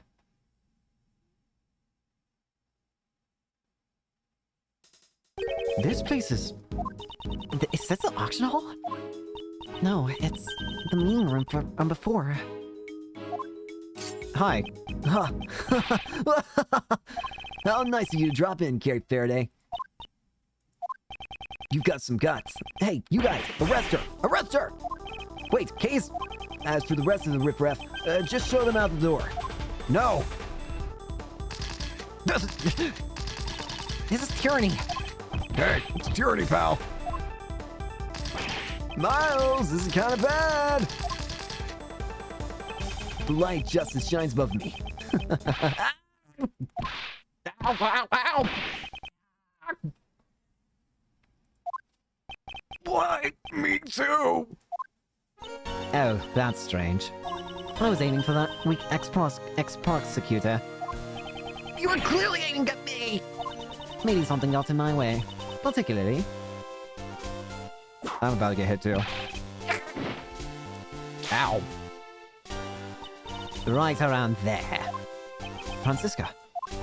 Just what do you think you're doing here, ex-prosecutor Miles Edgeworth? I do not believe that Kay is the culprit behind this incident. You're just an ordinary man without investigation rights. What you say does not matter. I am Francisca von Karma. I will never stop moving forward. However, you chose to quit. The outcome of your owl battle has already been decided. I cast away my badge because it became a millstone around my neck. I shall continue moving forward, even without it. The path I walk will surely lead to the truth. My actions are driven by that belief, and that is something which will never change. So, you're saying that you found a path to the truth. Then show it to me. But if that path proves to be a foolish one, it will not survive my whip. Let's do this then, Von Karma. Francisca's logic. The victim used her keycard and entered this room with the culprit. Then, the culprit stabbed the victim in the chest with the candelabra, killing her. Shouldn't the letter make it obvious who the culprit is? Of course, the crime scene was right around here in this room, the PIC meeting room. The proof is the bloodstain we found here in the meeting room. That settles it, Miles Edgeworth. Oh! That's the... So that... that... I get it now. I get it. There was a lot of blood at the bottom of the statue. And then Emma said that that blood could have leaked down through the elevator, meaning the body, what? Okay, I get it.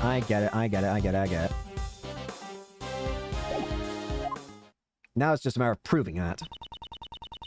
Miss Von Karma seems really confident. And does she? She seems insanely confident, which is concerning. But maybe it shouldn't be. Ah, I see. She's a fiery one, is she? I don't mind a feisty cutie, so how about introductory... Ah! Yep. Welcome to this, my friend. Life at Von Karmhouse must have been interesting. Yeah. Whips, corrupt prosecutor, and poor Miles. How repulsive. Well, Myers Edgeworth, can you break my logic? If you surely have no intention of stopping here, prove it to me with evidence. Very well. I'll show you, Francisca. The evidence that paves my path. I think I already know what statement to attack here. The victim used her keycard to enter this room with the culprit. Then the culprit stabbed the victim in the chest with the candelabra, killing her. Shouldn't the letter or make it obvious who the culprit is? Of course, the crime scene was right here in this room, the PIC meeting room. The proof is the blood stain we found here in the meeting room. That sells it Miles Edgeworth. The blood stain. The blood came from above. You saw how he entered this room, right? If memory serves me correctly, the blood in the meeting room was found in front of the statue of Lady Justice, was it not? To murder someone before Lady Justice. This culprit knows no fear. I wonder about that. Have a look at this piece of evidence. Blood was found in the storeroom right above the meeting room. As you can see, there are signs that it has dripped down onto the floor below. And right under the hidden lift is... Statue of Lady Justice. Then you understand the murder did not take place here. The killer murdered the victim in the storeroom, then moved the body to this room.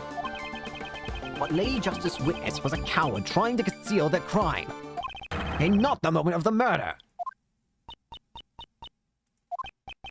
She's smiling.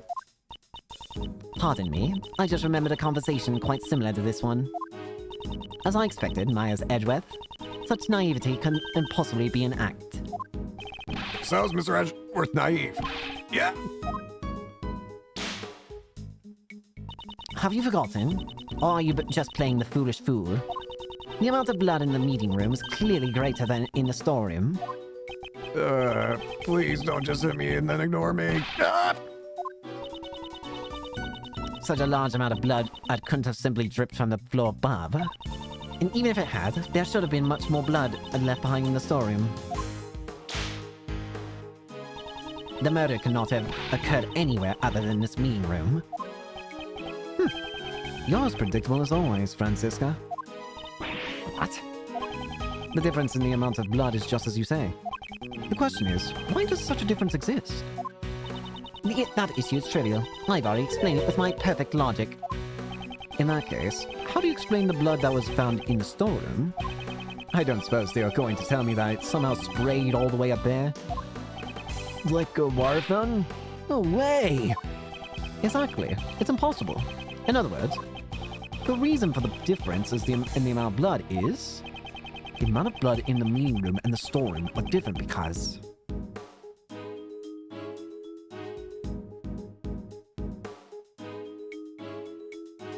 Oh, was the weapon pulled out here? The victim died of a stab wound. Naturally, there would be a significant amount of blood loss. That's obvious just from looking at the blood stain. But that's so weird. Wasn't she was attacked in the storeroom, but there was less blood. Ah! Silence, you third-rate prosecutor. But I'm the best! Do you know when you lose the most blood after getting stabbed with a sharp object? Ah, I know. It's when the sharp object is pulled out, right? Precisely. After being stabbed with the candelabra, the body was moved to the meeting room, and then the murder weapon was pulled out right here in this very room. That would account for the difference in the amount of blood that was left behind. But why would the culprit go through all that trouble? Most likely to give the impression that the murder occurred in the meeting room. It seems Miss Crane's keycard was used last night. But based on the time of use, it must have been a ploy by the culprit to mislead us. In all likelihood, it was the culprit who used the keycard to enter the meeting room. Why would the culprit have need to do that? Perhaps they feared that the storeroom would be found out during the investigation. If they were involved in this auction, they would not have wanted it to become public. A pool of blood found in the meeting room. Was it left behind to hide the storeroom's existence? The auction, you say? Perhaps you should go upstairs and see for yourself what items are on display. I'm sure that will allow you to understand what occurred here. Impressive, Myers Edgeworth. You're willing to go that far to protect her. There's something big lurking behind the scenes of this case. Kay simply got caught up in it. You're exaggerating. Am I now? More than anyone, I would think you'd understand the significance behind all this.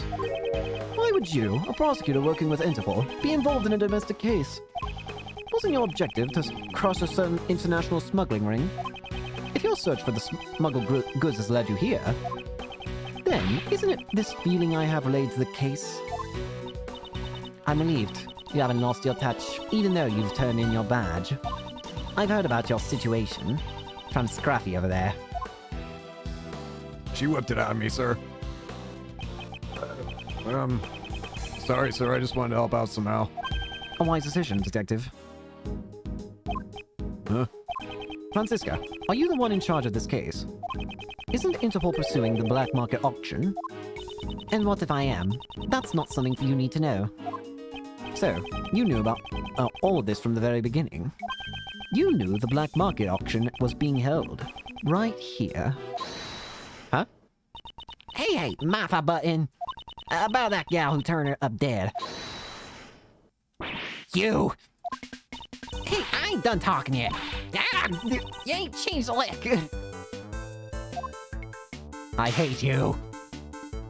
This case doesn't even need a fragment of your faulty testimony. What are you saying? I'm above... But then, you gave false testimony. Miss Von Karma seems to really dislike Lada. I can't say she's fond of her. Ain't that Crane gal one of them PIC members? She's the spin image of the conductor. I reckon she hit me again. What's the meaning of this? Answer me, Miles Edgeworth. From Miss Hart's testimony, we obtained a description of what the conductor was wearing, and it matches with what the victim, Jill Crane, was wearing. You mean to say the one who was murdered was the conductor? Miss Von Karma, maybe you should go. Ah! It would seem that a new fact has just been brought to light. Indeed, I came here in pursuit of the black market auction, in order to arrest the organizer of the event. In other words, the conductor. If we believe Miss Hart's testimony, then the conductor is already dead. Wouldn't this mean that your investigation has ended in vain? That's right. However, I swear on my name that I will not return empty-handed. I challenge you, Miles Edgeworth. A challenge is fine, but why is she wearing her whip like that? She's out for a victim of her own? Working with Francisco is dangerous. It is terrifying. I will concede your argument. The murder occurred in the Asorium, correct? That would mean the culprit is someone who participated in the auction. If that photographer is correct, the victim was the conductor, and the culprit was a customer. The culprit waited for the victim in the storeroom, where the goods were delivered. Then, they stabbed the victim in the chest with the candelabra in the storeroom. And that is all. I trust you have no objections. Unfortunately, that's not the case, because there is a hole in your testimony. As expected, Mr. Edgeworth. I didn't notice anything at all. Well then, please settle this with one blow. Yes, of course. Watch as I crush her logic. Rebuttal. Francisco's logic part 2. I will concede your argument the murder occurred in the storeroom, correct? Hold it! You were surprisingly quick to concede. I simply cannot deny facts that are backed by evidence. That is all. You have proven that the murder occurred in the storeroom. That would mean the culprit is someone who participated in the auction. Hold it! Are you telling me you think Kay participated in there? No wonder Edgeworth is fearless. His mentor is a scary-looking neutral evil man, and a lady who's basically his sister. And a lady who's basically his sister whips him every day. I guess that would toughen up anyone, would it? I've suffered enough pain as it is. I kind of just get used to it at this point. The culprit participated in the auction. I'd like to hear your basis for this claim. When I spoke with the staff of this building, not a single one mentioned the storeroom. The storeroom's existence must have only been known to a select few. And that's where the items for the auction were being stored. I see you understand. Yes, the culprit participated in the auction. Let me see some real quick. Hang on. Today's Wednesday. Alright. If that photographer is correct, the victim was the conductor and the culprit was a customer. So you're saying that the victim was the auction's conductor? Right, and the culprit. Hey, ain't you the one that just told... Ain't you the one who told her that just a moment ago? Yes, that's right. However, I was simply making sure her logic is clear. Ain't that right? You're doing it wrong. Here's the part where you're supposed to say, I'm goofed. Ah! The culprit was a customer participating in a black market auction. What in tarnation? Now that you've done it, don't come for him. Of course, that is only if this photographer's testimony is indeed true. I can't tell whether they're on good or bad terms.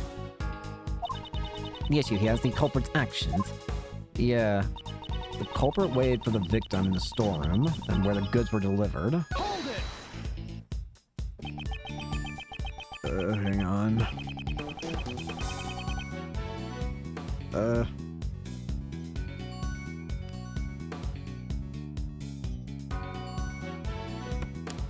Miss Hart was in the storeroom at the time. Could the culprit really have been waiting there? I don't know where she was hiding. But since you've seen it, you must know as well, there are numerous hiding places in that storeroom. So the culprit was hiding while they waited for the victim to arrive.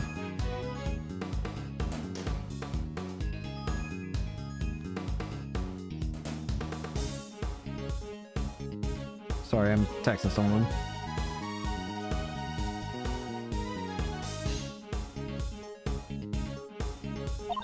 I believe the crime occurred after the auction ended.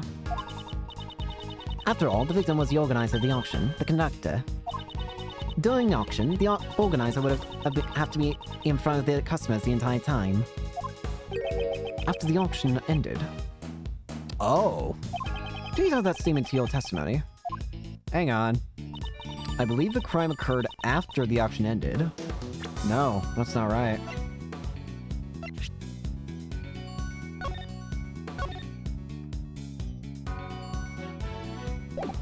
Where does it say?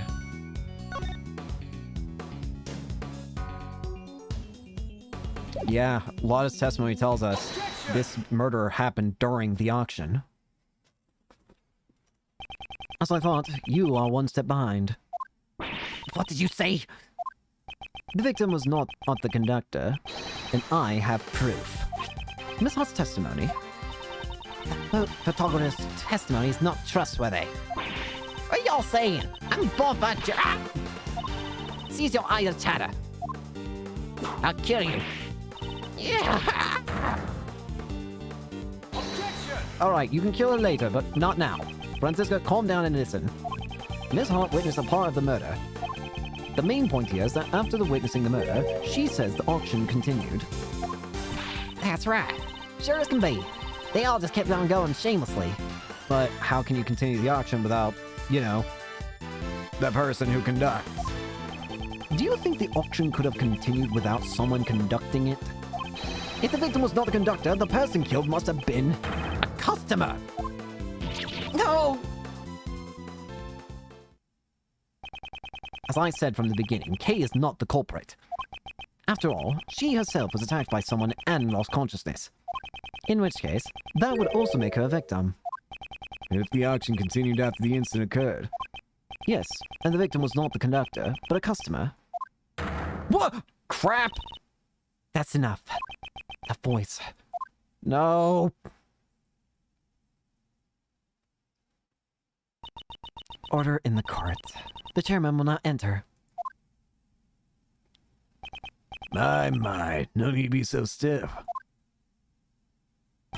Actually, feel free to call me Blaze.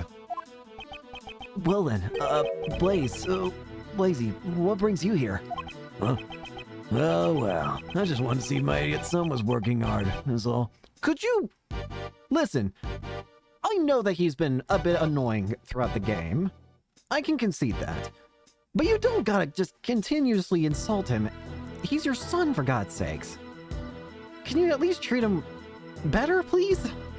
This is just depressing at this point. Is this kind of father-son relationship really healthy? No, it's not. I come to light a fire under you, but it seems I found an unexpected bonus. To think that the criminal who had become the talk of the town would be here, of all places. Everyone, restrain the suspect at once. Please, wait. Kate Faraday is not the Silence! This is quite troubling, Edgeworth. Didn't I tell you earlier? The PIC desires a swift resolution to this case. If it's not, we could lose our trust with the public. They'd call us a waste of time committee. You know, it's troubling for me as well, that sort of thing. At my age, too. And on top of that, an illegal investigation is not something that I can overlook. Sebastian's not smart, but I don't need to rub it in, yeah. Have you forgotten? You are no longer a prosecutor. You have lost all your authority. Furthermore, you have aided a criminal in evading the law. Yes, that's right. You're so reliable, Courtney. I am aware of the consequences of my actions. You may punish me as you wish. However, we have found a new suspect. It's the person pictured here. Kay Faraday was attacked by this person and... There's no need for your explanation. Just recently, a red raincoat was discovered in the vicinity of this building. The victim's blood and cherry blossom petals were found on the hood. Cherry blossom petals? Now that you mention it, the viewing platform. Yes. They probably stuck on due to the blood. There was littered around the bloodstain. And we've received the forensic report on the blood, you know. There's no doubt about it.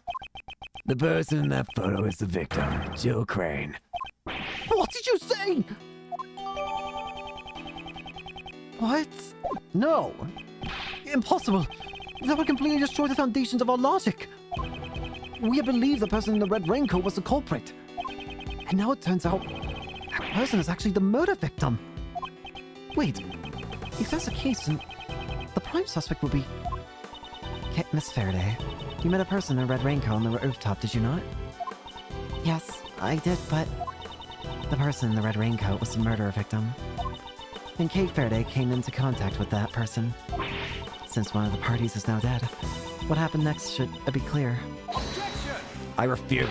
Kay was attacked by that person. As a victim, it would be impossible for her to be a culprit.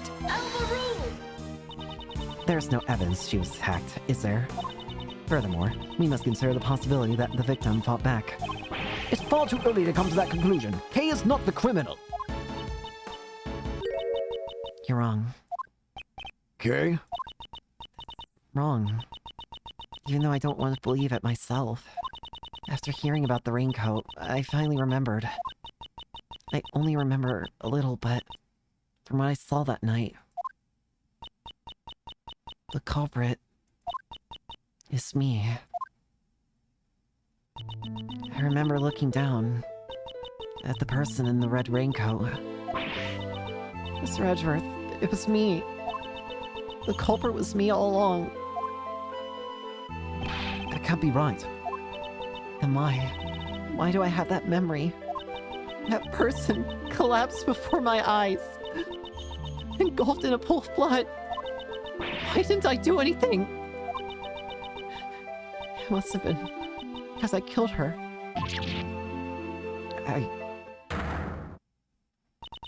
It's clear to me the validity of Kay Faraday's memory. Didn't you doubt it until just now, pal? Congratulations, Miss Faraday. Your courage will surely allow you to be forgiven. Now, let us rejoice in the blessings of the goddess of law. But, allow me to give my opinion as an international prosecutor. Her actions as a criminal are... You... Hurry, arrest Kate Faraday at once. How dare you behave that way before me? You're being too forceful. Further verification is necessary. I'd even go so far as to say that this is unlawful. Unfortunately, the law does not side with you. It sides with me, you see. Hey, but you know, the beautiful bond between you two has been etched deeply into my heart. That reminds me, we seem to have forgotten one additional suspect. Huh? Edgeworth, that's you. What? Why? Nah, this is a setup. What's that, pal? Mr. Edward hasn't done anything wrong. I beg to differ. That's right. You see, he's no longer a prosecutor, sadly enough. Your actions have gone too far this time. An illegal investigation and assisting in the escape of a criminal. I cannot even think of you as a former prosecutor. Now humbly accept your punishment. Gah! Oh yes, that's right. I believe the plan for today was to hold your hearing before the PIC. Why don't we leave the hearing for tomorrow? Even though the results are already crystal clear. You should think long and hard about what you've done. Very long and very hard.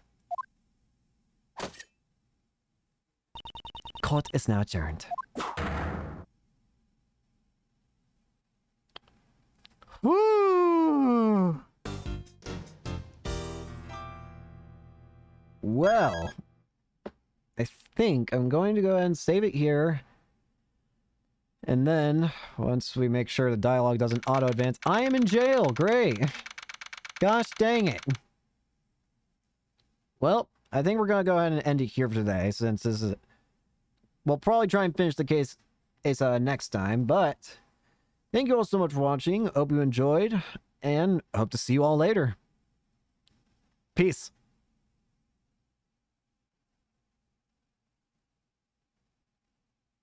Edgeworth can post bail. Help me!